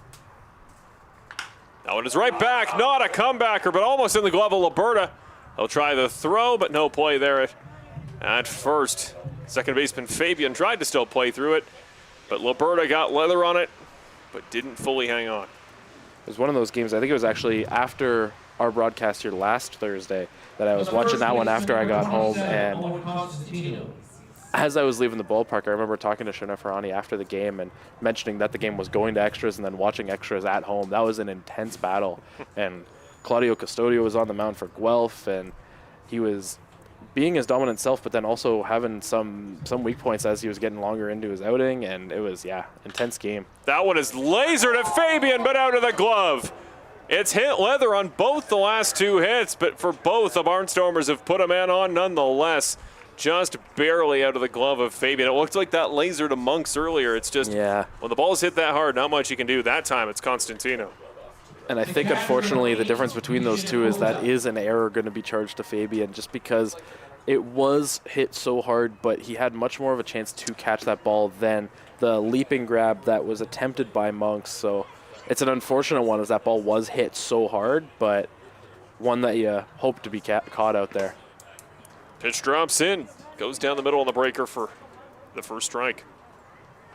So Panthers will have their first error of the ball game on that one. Man on first, man on second. Swing and a miss over top of that one for Oda, who, remember, started today with 3 straight walks, then did strike out swinging. That was a big cut at a ball that was never in the strike zone, I don't think. Remember, it was Liberta that fooled both Constantino and Oda earlier with the strike fastball. So we know he can do it. 0-2 becomes 0-3. Well, Liberta's got Oda figured out down to a science, hasn't he? Yeah. Quick work of him in his 2 at-bats. 2 strikeouts. Carter Clairot is up. Fifth time here today. 0 for 3. Does have a walk, though. Just to finish the thought of crazy happenings in the league as of late. Did you see Connor Morrow there in Guelph had a 16-pitch at bat the other day? Just ridiculous. That's awesome. That one up in the air. Raging forwards the infield. That might be playable for Williams. It is playable for Williams. I think Williams makes the grab. Now 1 out away from Kitchener getting ready for the all-important bottom 9. Yeah, I think that was in that extra innings game, actually, and I was watching that at bat and just admiring how insane it was that it was still going on and in extra innings and it was an important at bat, and oh my gosh, just kept fouling pitch after pitch off. Was that in Guelph? That was in Barrie. In Barrie. I don't know the Barrie commentators, but man, you must be crawling out of your skin at pitch 13, or you're pumped. I don't know. It was just so entertaining for them, I think. Swing and a miss again. Liberta's found his form from the 7th.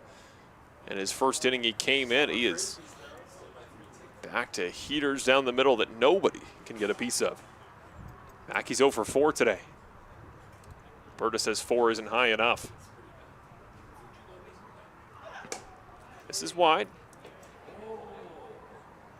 Just a quick chat here. Ibarra giving us some pointers, trying to get back on the same page. They're close to out of the inning as it's 1-1. Bit of a miscommunication. Liberta didn't seem like he wanted all of them on that one, but might have just crossed each other up. See what happens here on 1-1.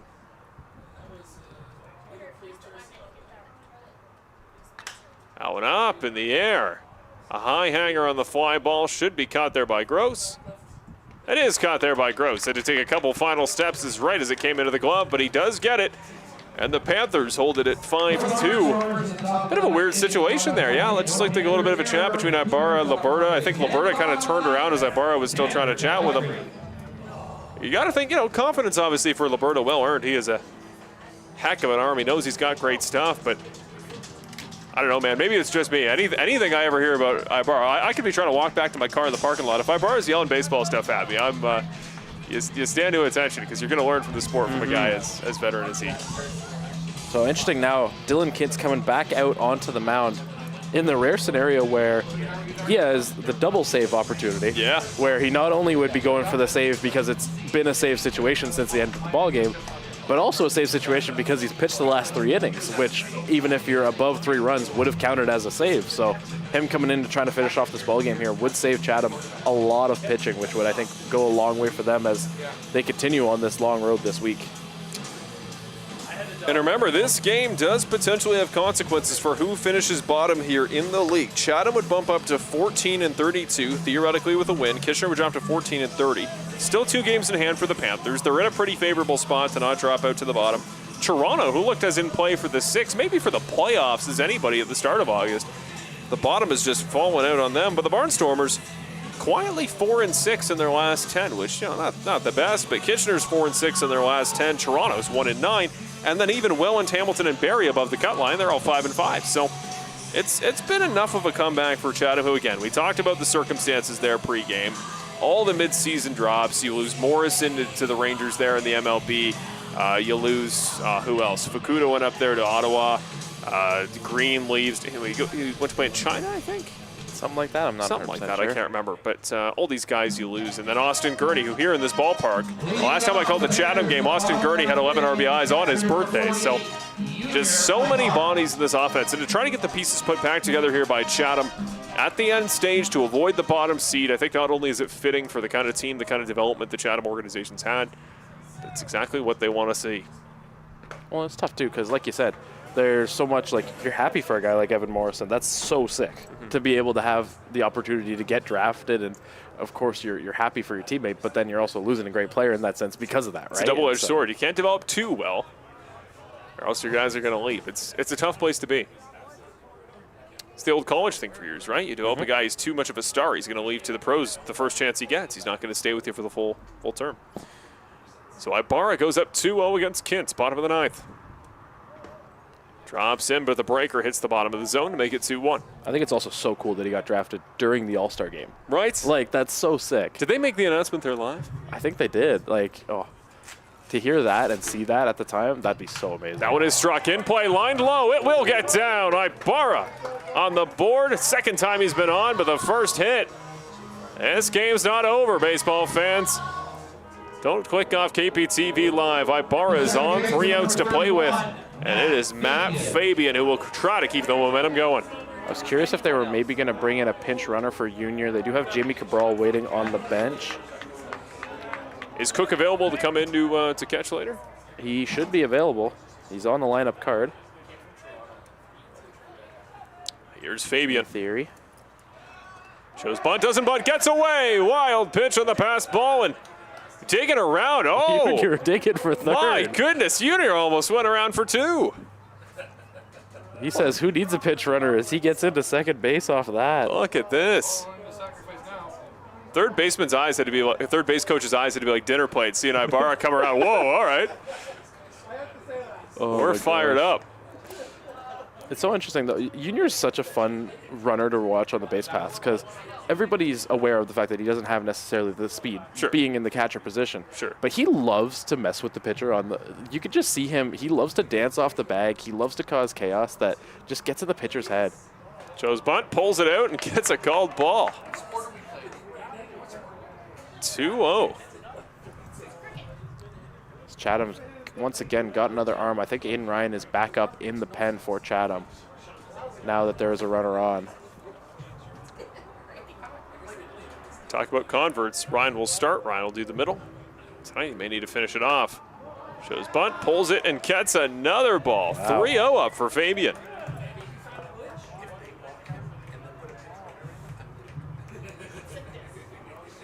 I think he's cracked the code here as Fabian. It's worked for 3 pitches. Can it work for a 4th? Stays in.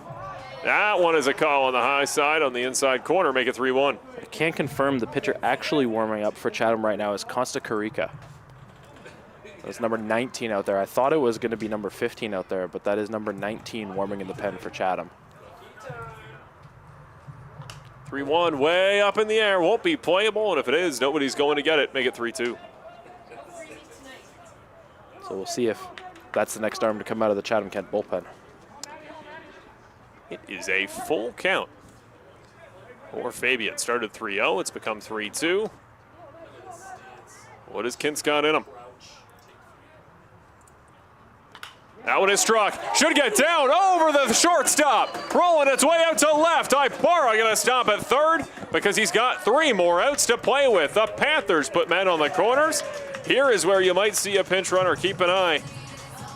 Well, that is exactly what Matt Fabian was known for, is using the ability to just find a way on base. That is much more his game of a nice little bloop single, staying alive in the at-bat, and puts runners on the corners for Rafi Gross as a Consta Kurika will come into the game for Chatham-Kent.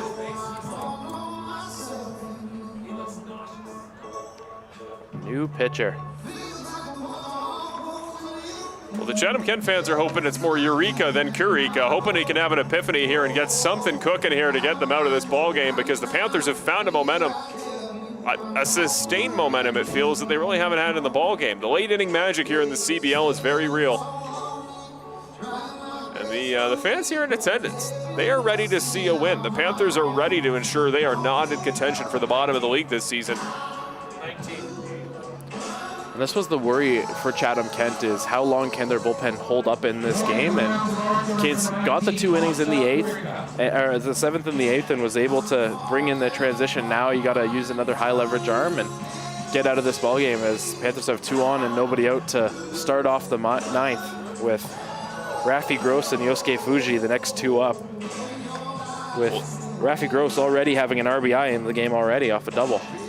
Well, this will be Kurika's 17th appearance of the season. You got to feel for the guy. I don't put this on him, especially because a lot of these ball games, he didn't know how many runs, but at one point he appeared in 10 straight losses. So he's not always a guy that's going to get in the ball games that he gets to record a win. Did get a decision, get a win the last time he played it at Guelph. That was at Hastings.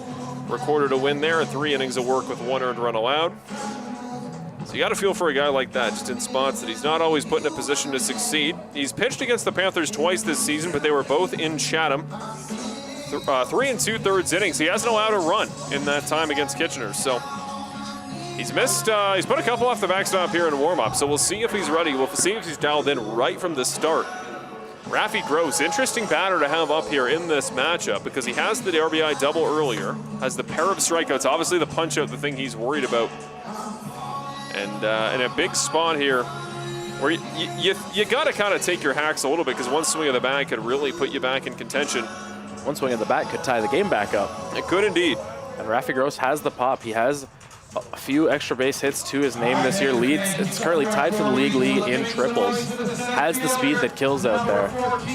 Kurika's kind of the prince of punch-out. He's got 11.2 per 9 in his outings this season, his rookie season here in the Canadian Baseball League. Could be kind of a defining road win. Well, and you mentioned it before, the 10 straight losses that he was in there. The other factor of this is the end of the season time, where now we're putting you into a high leverage situation. We got to see what we got. We got to see if we can trust you from the Chatham-Kent standpoint in these later innings to come in and shut down hitters and really save this ball game for them. It's an audition for more high leverage kind of set up closing opportunities next season. Especially as a rookie in the league. 1-0. Inside on the hands, he swings at a pitch that looks similar to the first, but a different result, make it 1-1. So Fabian on first. Panthers now out hitting Chatham-Kent. It is true, the deadlock has been broken. The Panthers now have the hitting advantage, 8-7. Oh, catches a piece of the bat, sent down into the lower body of Oda. A little bit of discomfort, an apology there right away from Gross. There's been a lot of that the last couple weeks. It feels like there's a couple in Guelph, there's a couple in Brantford. Yeah, 2 more seconds, it's no longer fixable.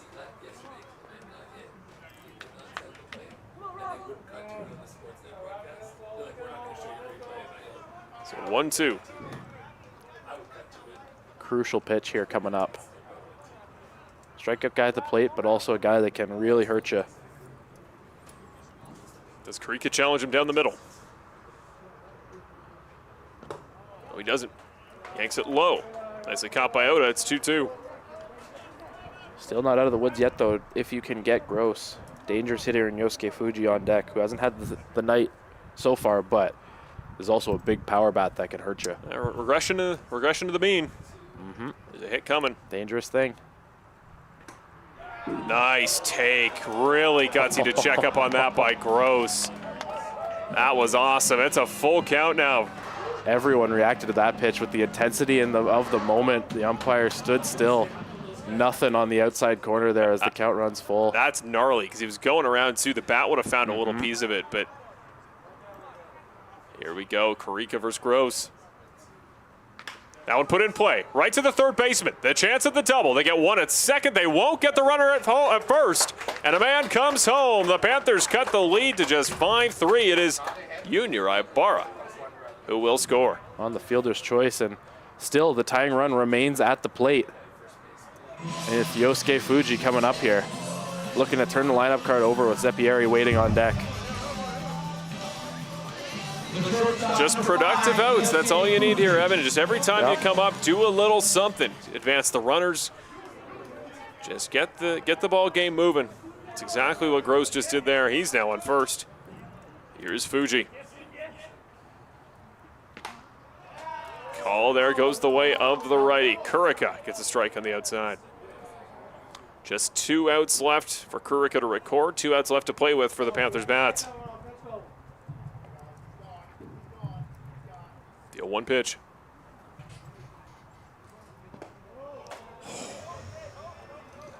They checked the swing. That was another gutsy check up there by Fuji.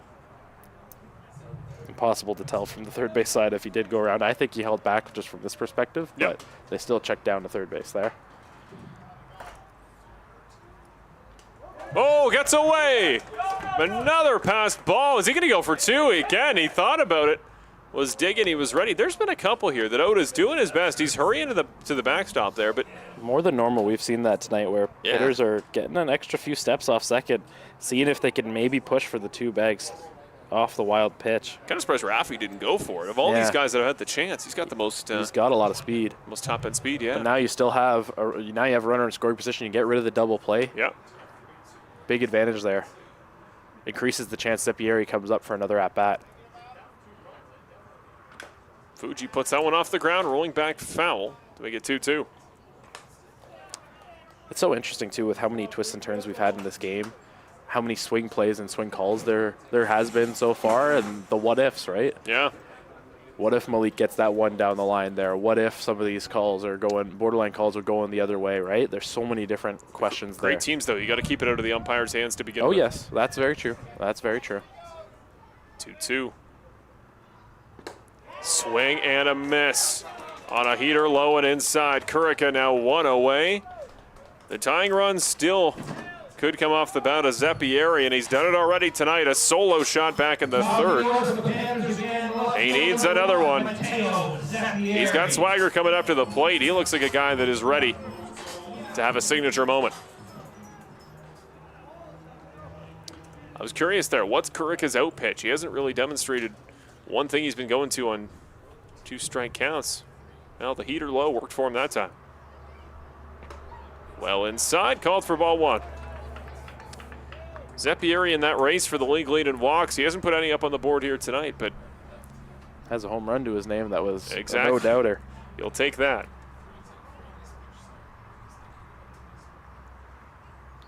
Swing and a miss on a huge cut. My goodness. Well, and anything to keep the train moving here. If Zeppieri can keep the train moving, you have Malik Williams waiting on deck. You sure do. Who's been on 3 times tonight. And one swing could win the ball game at that point. Yeah. And that's a big, powerful swing that could do it, too. Great take outside. That's been the 50-50 spot. He won the lottery that time, 2-1.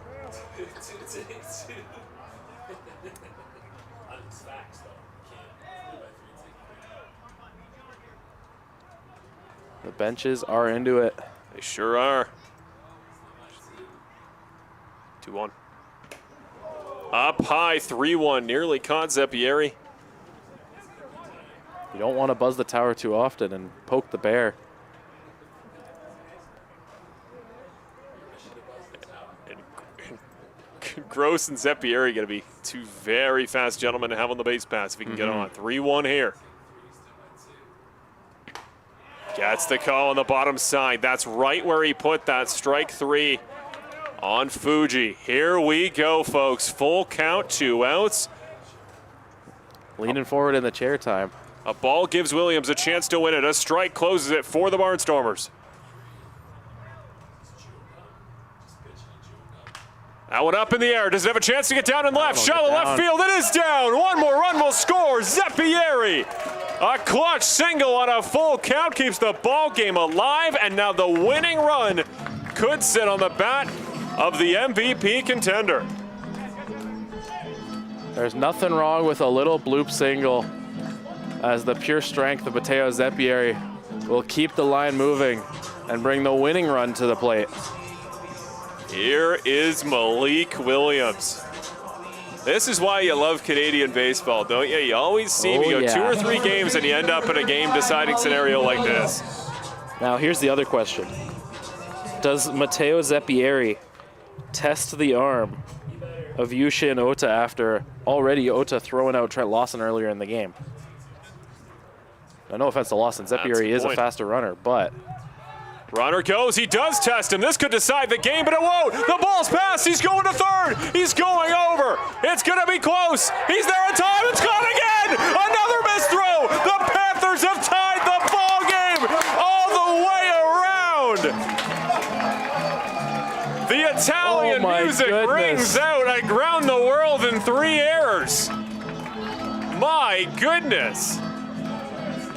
Get the defense a map. Just very poor execution on a trio of throws. I know he's fast on the base paths, but my goodness. My goodness.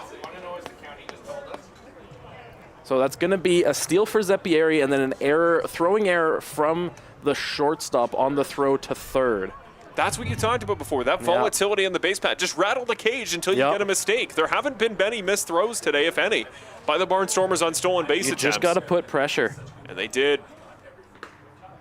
So this ball game is now tied. Wow. Speaking of extras, we may be heading over, but not before Williams gets one final opportunity to send it home. Wow.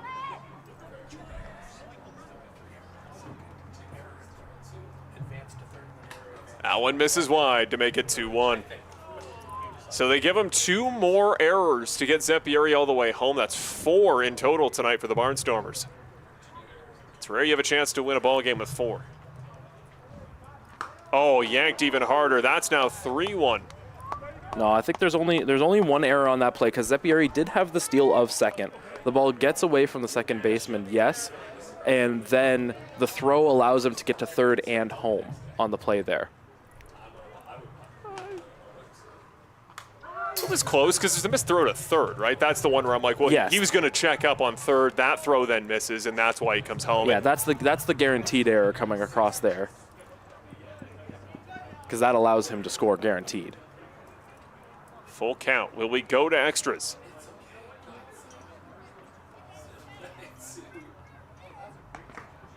Gets strike 3. They give the call to Kurika. And Malik Williams remains unhappy with the home plate umpire. Got to be careful here, though, not to get ejected. There's still ball to be played. There is indeed. You don't know how deep we're going in extras. Williams needs to make sure he's in the game if we go all the way to the 11th. Schneferani will pull him off there, and we're getting free baseball. We are indeed. Free baseball here at Jack Couch Park on a Wednesday night. The CBL season's not over, and neither is this ball game. We're going to take one final break before we take you the rest of the way here on KPTV Live. Don't go anywhere. This is a fresh new ball game. We'll start from 0 when we come back. At the Carpet Store in Kitchener, we've been flooring homes and businesses for over 30 years. Family run, local, and proud. From carpet to hardwood, luxury vinyl, tile, and more, we offer free measures, no commitment quotes, and expert installation. With Canadian-made options and solutions for any budget, our team is with you from start to finish. New builds, renovations, commercial jobs, we handle it all. Visit the Carpet Store Kitchener, where great floors begin.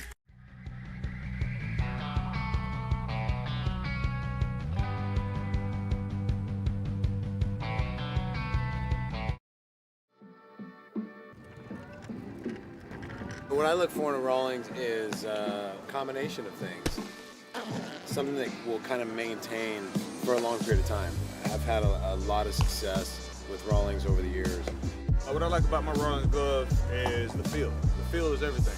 It's good to get that feel in your hands, and when you have a Rowling, it's more easy to catch. Weight goes a long way, and I feel like Rawlings does a really good job of getting you top of the line leather as far as the leather, I usually stick to Pro Preferred. I've actually always used Pro Preferred. I loved it from the start, so I'm kind of a guy, if I like something, I usually don't change it. So since the first day I signed with Rawlings, I've been using Pro Preferred.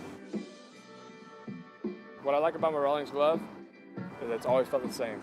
And it never falls apart. It feels good every single day I put it on my hand. And it's a mark of a pro.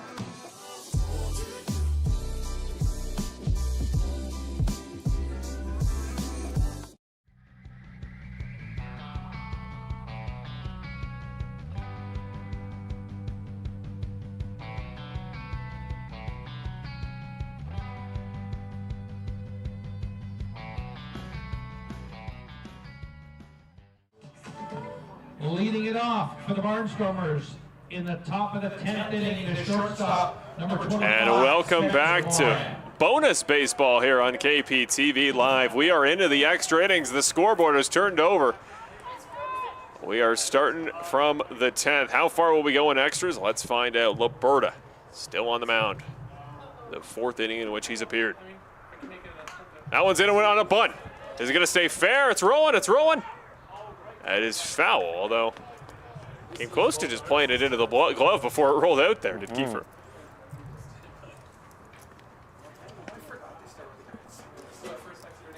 So it's Morin, Kazera, Buckley. The bottom of the order will come up for a 5th time for Chatham.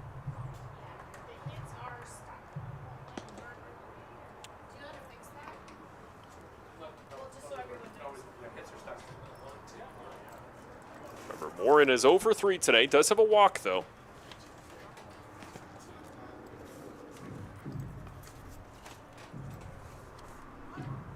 Shows bunt. Gets a strike. Liberta's got him for 0-2. Bit of confusion. Morin truly shocked at that strike there. I want to clarify, it's Robert Mackey, the ghost runner on second.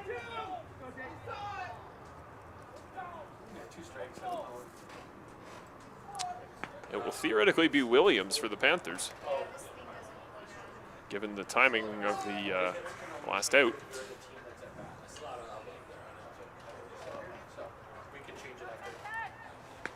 0-2 pitch from Liberta. Drops in for strike 3.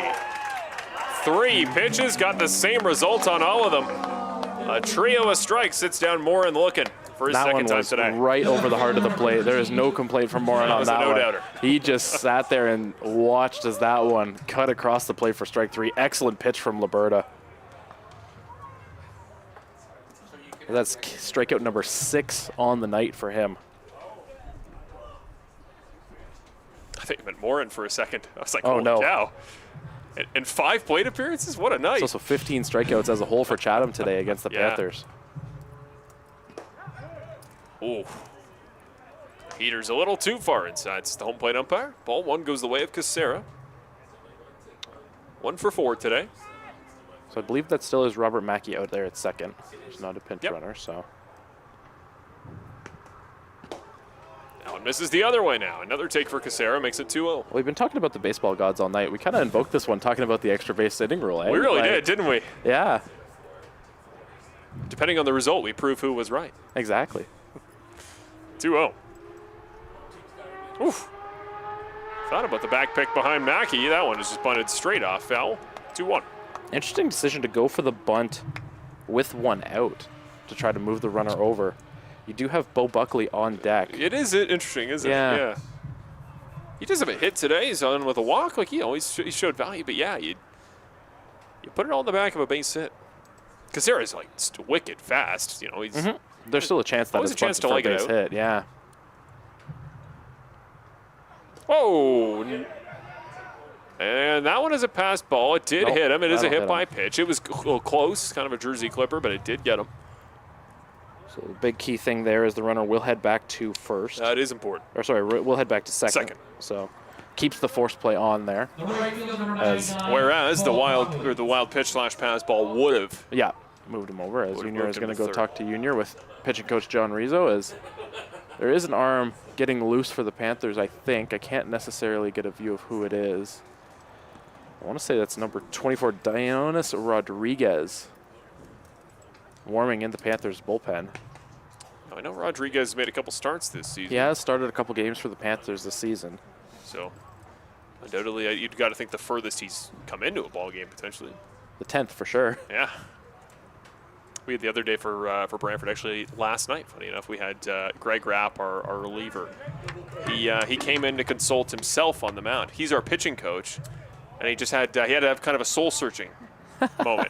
Didn't register as a mound visit, but he said at one point he just took a pause. That one's in for strike one, low and on the inside. I think we discussed that when he came in and pitched against us in Kitchener. Yeah. We were discussing, how do you announce that? Can you have a meeting with yourself on the mound? We thought it was quite funny, the entertainment of that. Swing and a miss. Well, the other question, our bench coach too, Terry Smith, is also the owner. So, does he keep himself? Does he fire himself? How does that work? These are the questions that you have when you get to the upper echelon. Here's the 0-2. That one is put in play potentially. No, it's going to hook foul. Buckley has been behind on the 2, but that one was able to get a piece of and hook down the line, just foul. Very close there. Sigh of relief breathed by the entire home crowd here at Arnold. Force of habit, Jack Couch Park. First time I've ever done that in all my games. It's because it's the 10th inning. You're not used to it. That's right. Different environment, different rule set. I said Kitchener when I called the game in Guelph. It's a big rotation. 0-2. That one is chopped straight up in the air. Running it out is Buckley. Where do they throw? They get nobody. Buckley runs it out in time to load the bases. Unbelievable day for Bo Buckley today. Swinging bunt base hit. There was no shot of anyone else getting to that one. Speed kills. And that'll load the bases with one out for the top of the order. Buckley might have been in the bullpen too long. He's now, I believe, what is he, 3 for 7 with a walk? It's pretty darn good. Not a bad start to the tenure as a position player. As the infield will come in here for Kitchener, trying to cut down the run at the plate. Swing and a miss on the first pitch. Liberta going to try to do it himself on the mound against Richards. I was going to say, an interesting battle here. You have a swing and miss guy on the hill trying to get a big strikeout here.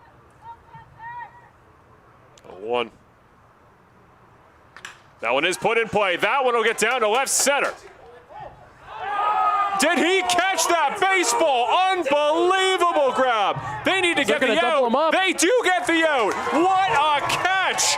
Are you kidding me, Matteo Zeppieri? As there is massive argument here from Chatham. They are arguing that was a trap out there. It is so very close.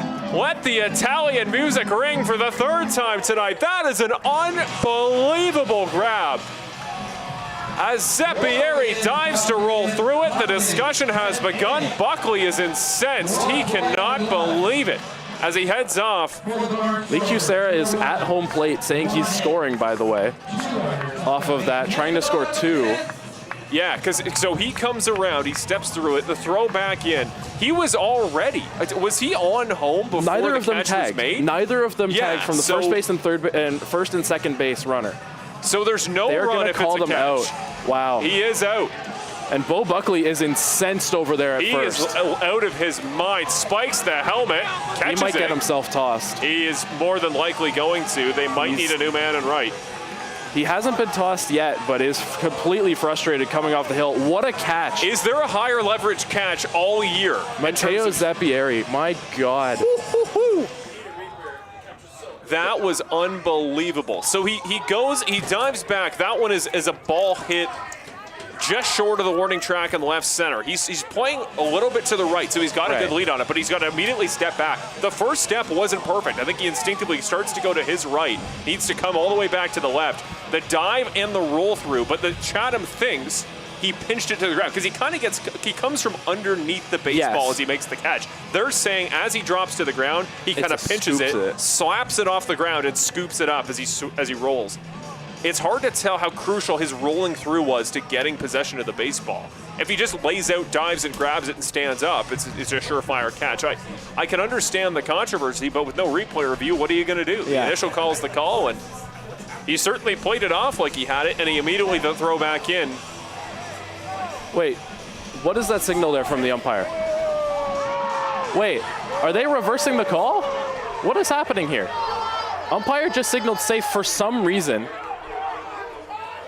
And I don't know what's happening. This is broken down. Oh, he's saying no change. Umpire is saying no change. Oh my goodness! Kitchener was incensed there for a second, thinking they called the runner safe. We need a better hand motion. Yes, for that. we need a better hand motion. Oh my goodness, that was That was about to set the league back 10 years. That was reversed on nothing. So I'm very glad.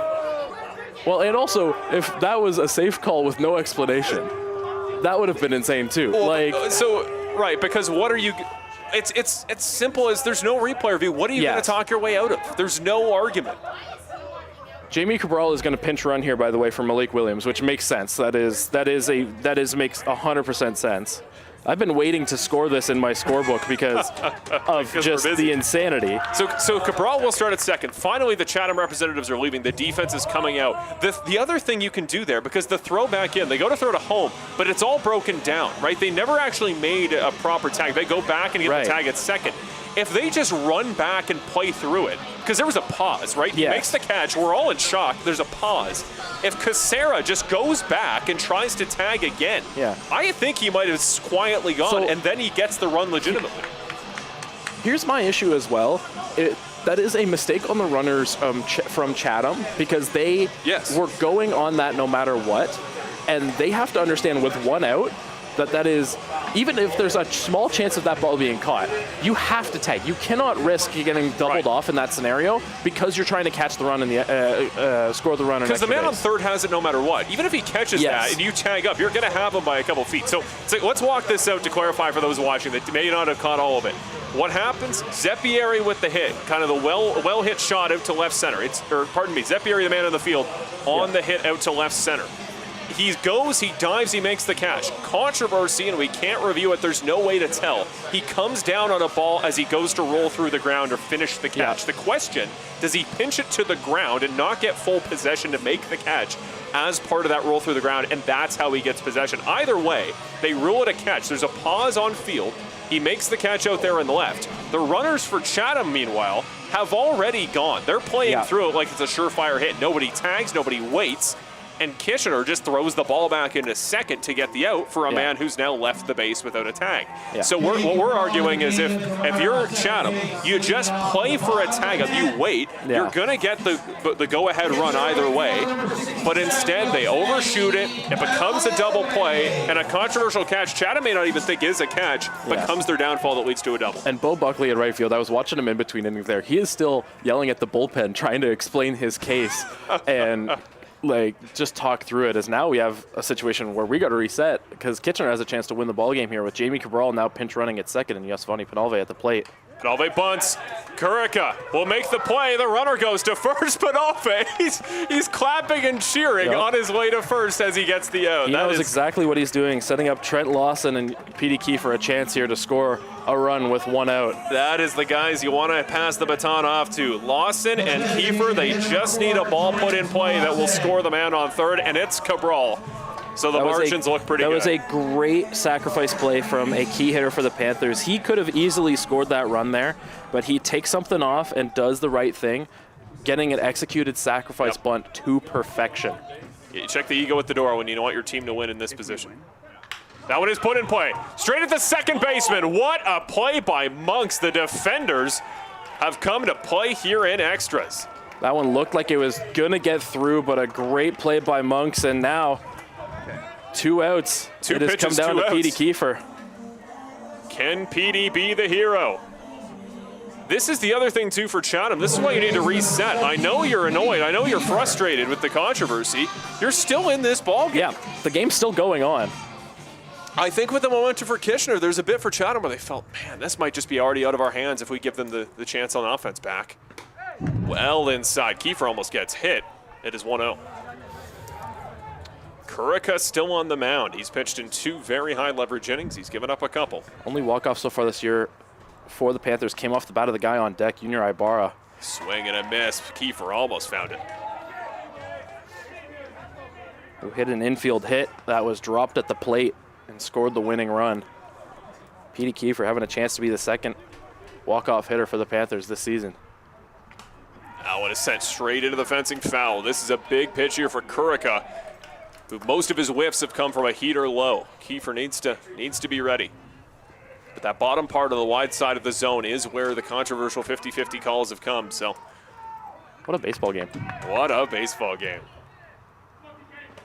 Well inside, and the call does go the way of Kiefer. That's a gutsy take with the way the zone's called. Ota had such a clutch catch there, able to keep that one in front of him, kind of trapped it at the plate. If that gets by you, Cabral's going. Cabral's going no matter what. for sure on that. And scoring easily, I would think.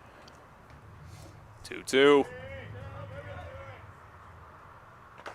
Woo, bounces up. That was chopped at the plate. A check swing foul from Petey Kiefer. He probably goes on that as well. Oh, yeah. Oda knew. I think if that's a legitimate pass ball off his foot, I think he maybe makes the catch. Nobody there, though. Pitcher can't get there in time. That probably would have won it, too. Wow. 2-2. What a ball game. That one is once again back into the fencing. If there's a pure contact hitter that is just going to get about on everything now until something goes forward, this is the guy for Kitchener.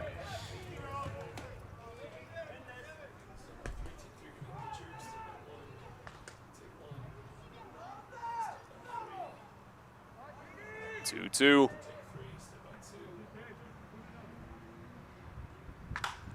That one right at third base. The throw to first. They need to execute. They do execute. Pinched on the ground by Constantino. What a first inning of extras. The 10th goes by with still no outs on the board. And Chatham, all the frustration from the top of the 10th, the way that ended, they're right back on with another chance. Thomas Richards on second base. That's why you just calm down. It's baseball. You always have more opportunities. We're going to get a new pitcher here for Kitchener. I believe this is going to be Dionis Rodriguez coming in now. He's looking for a baseball out there. Well, we were pretty confident the 10th is the furthest Rodriguez has pitched this year. I think the 11th's a no-doubter. Yeah, 24. Dionis Rodriguez coming into the ball game here. What do we know about Dionis?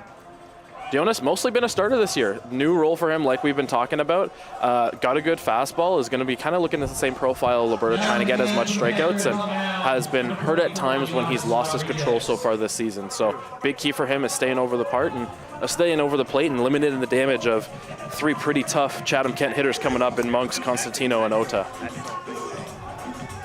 Yes, indeed. Yeah, I don't mind the idea as they would have seen Alberta 2 of the next 3 for the 3rd time.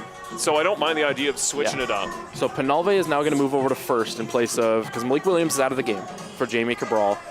Penalve is going to go over to first, which I believe moves around the outfield. Zepieri's in center, Rafi Gross is in right. That's right. And Jamie Cabral is in left. So to clarify, the defense left to right in the outfield. Cabral on left, Zepieri down the middle, and Rafi Gross moves over to right. So everything just shifts right. They push Penalve to first. Pitches have big rotation around the outside, essentially. Yeah. Cabral comes in at left. Everything in the infield stays how it is otherwise. And of course, it's Ibarra.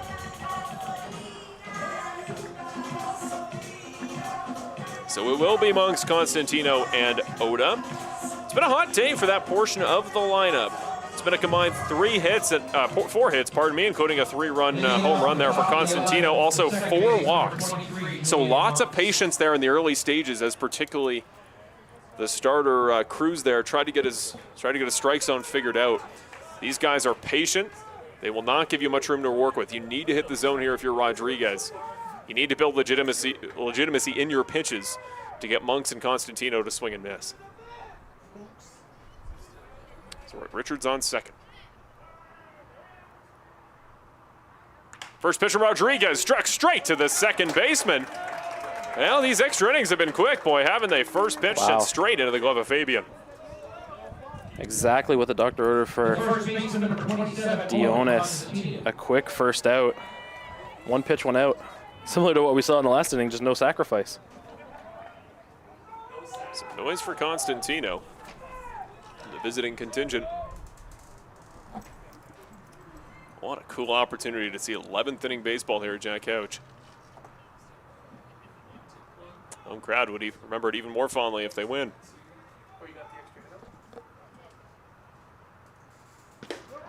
First pitch, a strike on the low corner. Far side of the batter, lefty Constantino. It's Reddy Rodriguez versus lefty Constantino.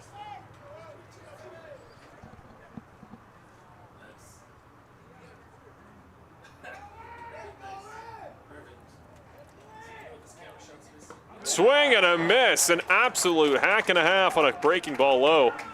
That fools 27.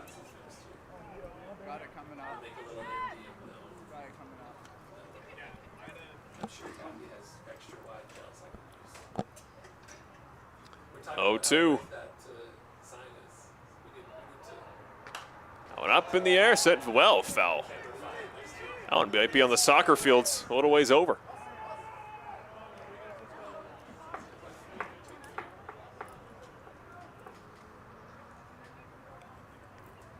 Oh, 2, 1 out, man on second.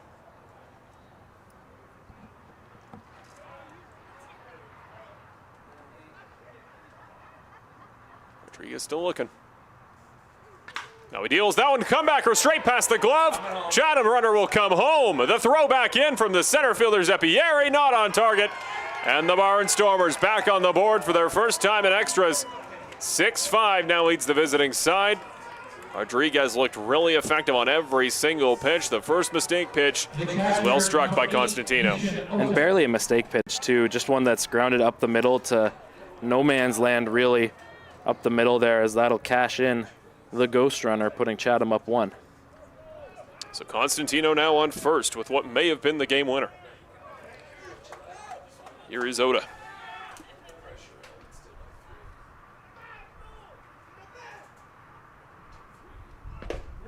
Rodriguez gets a called strike. Doesn't matter if Oda went around. It is 0-1.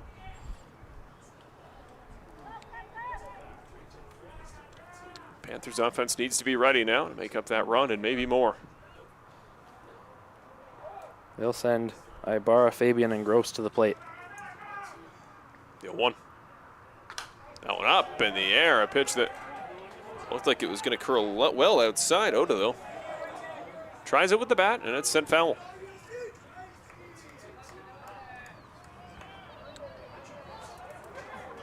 Oh, 2 the count here. 1 out at Jack Couch Park. The Barnstormers take the lead 6-5 in extras. A swing and a miss on the outside for Oda. He started today with 3 straight walks. He's followed it up with 3 straight strikeouts. Yeah, Panthers pitching has really been effective against him, getting him to chase. Talk about a tale of 2 ball games. Now here is Carter Clairhout. He's only been on once today, 0 for 4 with a walk. Can Rodriguez take advantage? They're going to walk Clairhout. So they're not waiting for that regression to the mean. They are just going to get him out of there before he can get on the board. Which means it is Robert Mackey, the man they want to see. Which is fair because he is 0 for 5.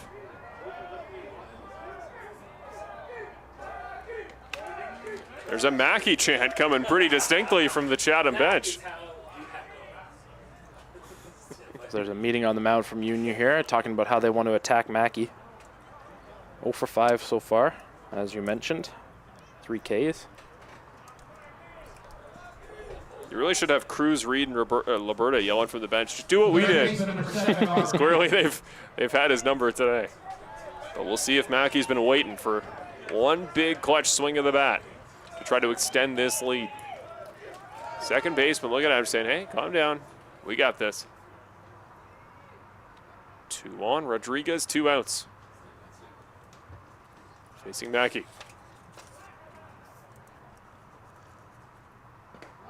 Whew. Slow slider gets him for strike 1. Oh, looked like it hung in the air. Yeah, that one floated in. It did. I amazed that one got all the way there. A 1 count. The Mackey chance starting once again.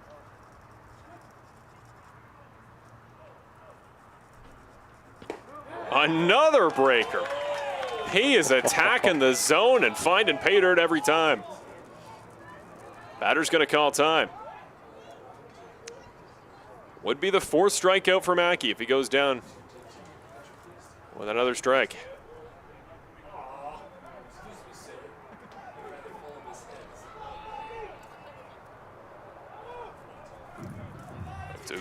Two outs. Fouled back. Mackey keeps it alive.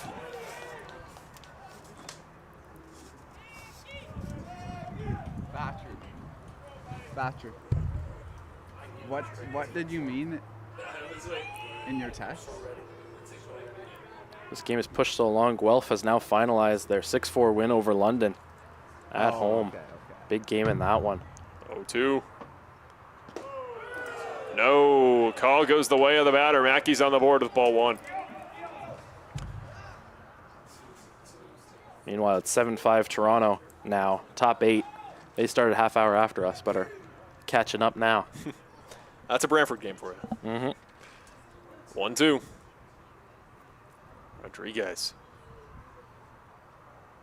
Full deal. Bounces in the dirt.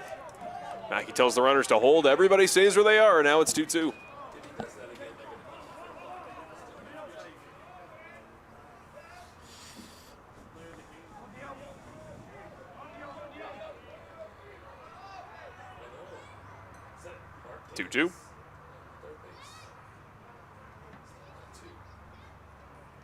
That one up in the air. Will it be playable for Penalve? No, it won't. Out over the fencing. Like I just heard a Kitchener fan call Mackey the player of the game for Kitchener, and that's exactly the perception he's trying to break here. Because one well-hit swing up through the infield, likely to bring home Constantino if he gets on his horse. Looks like Costa Carica will be coming back out for Chatham-Kent to pitch the 11th, as there's no one really warming in their pen now with 2 outs. 2-2.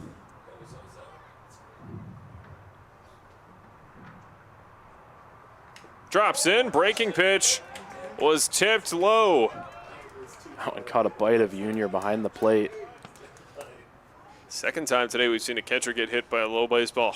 First time today it's been Junior.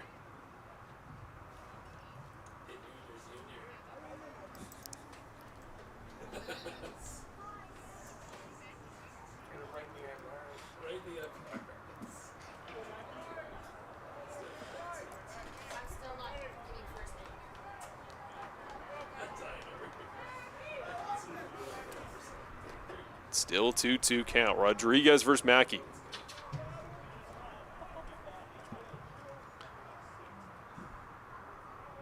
He's ready. He deals. Up in the air. Should be playable. Pointing upwards. Calling him off is Fuji, who will make the catch. And the Panthers are out, but not before the Barnstormers take the lead. 1 run to tie, 2 or more to win for the Kitchener Panthers offense.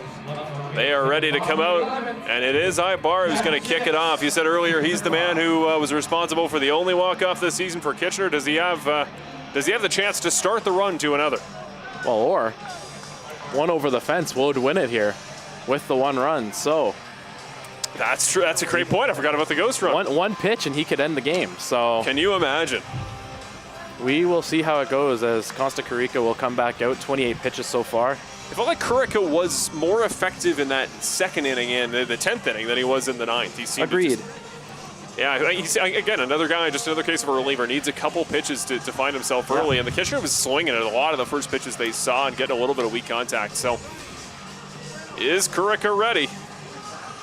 Because the offense certainly is. Ibarra, Fabian, and Gross all put the ball in play and got on their last time up. It'll be Petey Kiefer heading out to second base. Curious to see what the Panthers decide to go with here.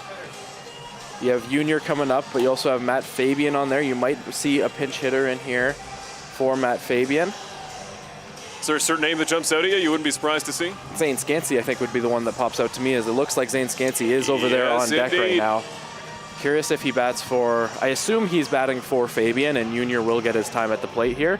They're just waiting for him to get out of his catching gear, because right now it looks like Zane Scansey's going to hit for Junior. Yeah, here he comes. There's Junior. Junior. There's Junior. Yeah, Junior will bat, and then it'll be Scansey coming in for Fabian, bringing in the normal starter here. Give it a different look.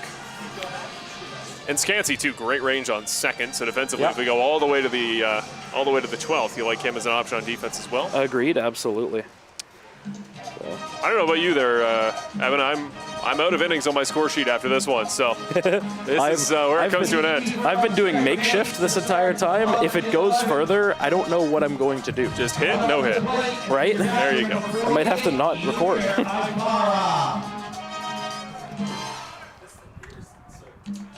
So here we go. It's Junior, and it is Kurica. We got Petey Keefe on second. Kurica's first pitch misses wide for ball one. Groans of complaint from Chatham on that one. They thought that was strike one. Interesting decision to see if Junior was just showing bunt on that first pitch or if he's going to continue to show bunt here. 1-0 the count. Shortstop runs in and consider a back pick on Kiefer. That time is a bunt. Stays fair until it's foul. Rolls off the grass, out of play. They make it 1-1. You have Scansey pinch hitting on deck, and then you have Raffy Gross after that. Would be continuing the line. The thought process being you have two shots to try to drive in that run, one on a sac fly attempt and one on a base hit. But Junior, also a good bat to tie the game on one swing, just in that ball in the gap. Shows bunt again, does bunt again. That one right to the pitcher, though. They're going to get him in plenty of time, although a bit of a stumble there by Kurica. Does get the out on a bar at first, but it will advance Kiefer to third. I guess that's the other thing, is you're also forcing the defense. You force Kurica to make a play there. Junior forces the sac bunt to happen, and slight bobble there for a second, but they are able to record the out, as now Zane Scansey will get his first at-bat of the game here. Yes, he will. Doing a job, though, is Junior. Number 12 trying to prevent us from going to the 12th inning.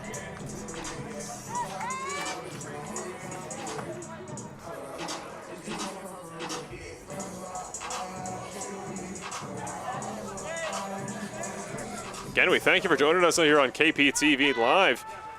Getting some bonus baseball for your Wednesday night as the CBL heads down to its final couple of nights. Called strike on the outside. That's been the question spot. Yep. Kurica's back with a strike in it. By the way, Toronto-Brantford has gone final now. 7-6 final for Toronto. Brantford got one, but could not make the full comeback in the ninth. 0-1 becomes 1-1. Kurica's surprised he didn't get that one. I think we're all even.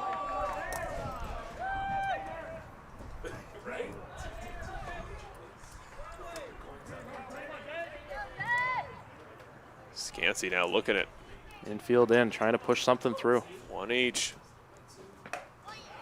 Up high, catches the top corner for strike two. That one was no question about that one in the zone. It's a nice pitch from Kurica. I think Scansey was thinking take every step of that. Of that one. Did not look like Scansey was prepared to offer at that one. Raffy Gross on deck for the Panthers.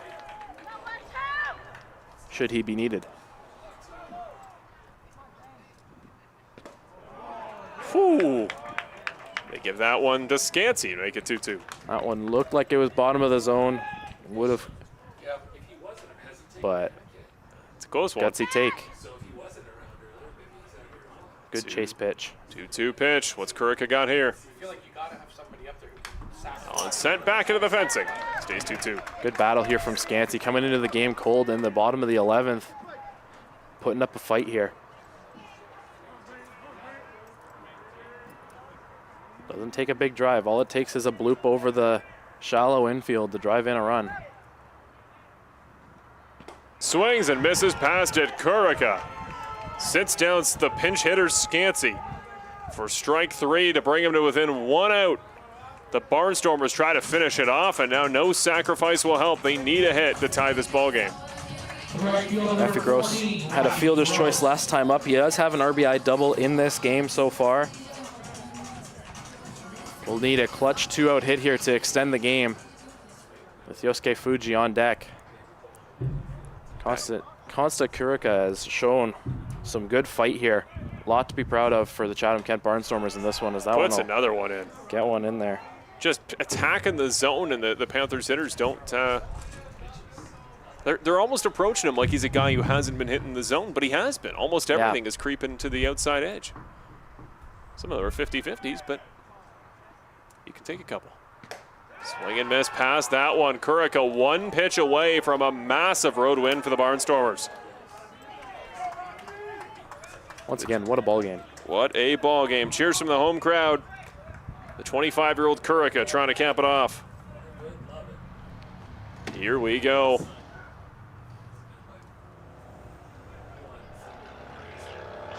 That one up in the air, won't be playable. This one keeps going, bounces back. Right back to the home plate umpire. This will be pitch number 41 upcoming here from Kurica.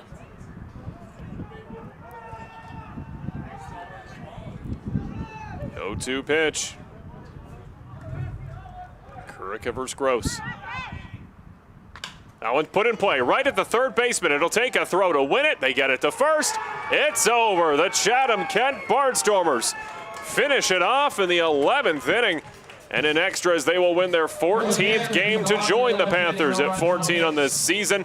The battle for the bottom continues in the Canadian Baseball League. And it looks like it is going to be the Barnstormers, Panthers, and Maple Leafs in that fight down the stretch. Heartbreak there in the late stages for the Panthers, who they did all the right things today in spots that they were needed. They were a clutch team when it came to that late comeback, but the man of the day, the hero for getting us to this point has to be Owen Constantino. He had that big 3-run shot back in the third inning, a trio of hits today, and the all-important RBI single here in extra innings. Sometimes it's not about what you do, it's not about the hit, it's about when you do them, it's about who scores, and that's why Chatham won this ball game today.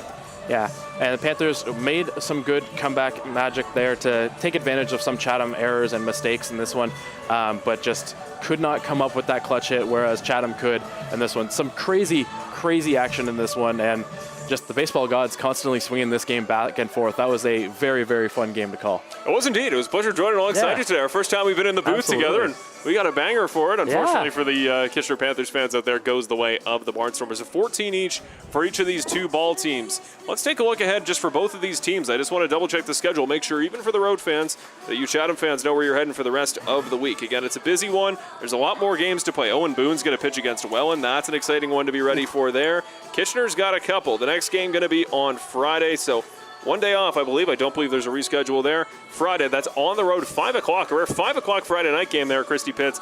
That will be against Toronto. And then another one on the road against Toronto. The doubleheader there goes back-to-back. Saturday, it is going to be in Brantford. You guys are going to play my finale. You'll hear me back on the call there. If you guys like my voice tonight, you'll hear me. 2 o'clock on Saturday, that game in Brantford there. And then that will cap it off here for the Panthers. And for Chatham's side, a couple more games to play, but they have less games in hand than the Panthers. They are going to try to cap it off here down the stretch and make sure they stay out of the basement. That fight's still alive. Only 2 more games. They play Barrie, and then back at home, you Chatham fans there at Fergie Jenkins to cap your season on the 30th against Toronto. Well, what a season it's been, and what a run to the finish we've had. And even the battle to the final spot at the bottom of the league in the 9 is going to go down to the wire. I'm Marshall Crocker. Alongside me has been Evan Brown. We thank the entire team here on behalf of KPTV Live. They always treat me well when I come in. I love coming out to call games at Jack Couch. It's been an absolute pleasure. For the rest of the crew here, we say thanks for watching Wednesday Night Baseball. Enjoy the Canadian Baseball League. And thanks for checking out KPTV Live.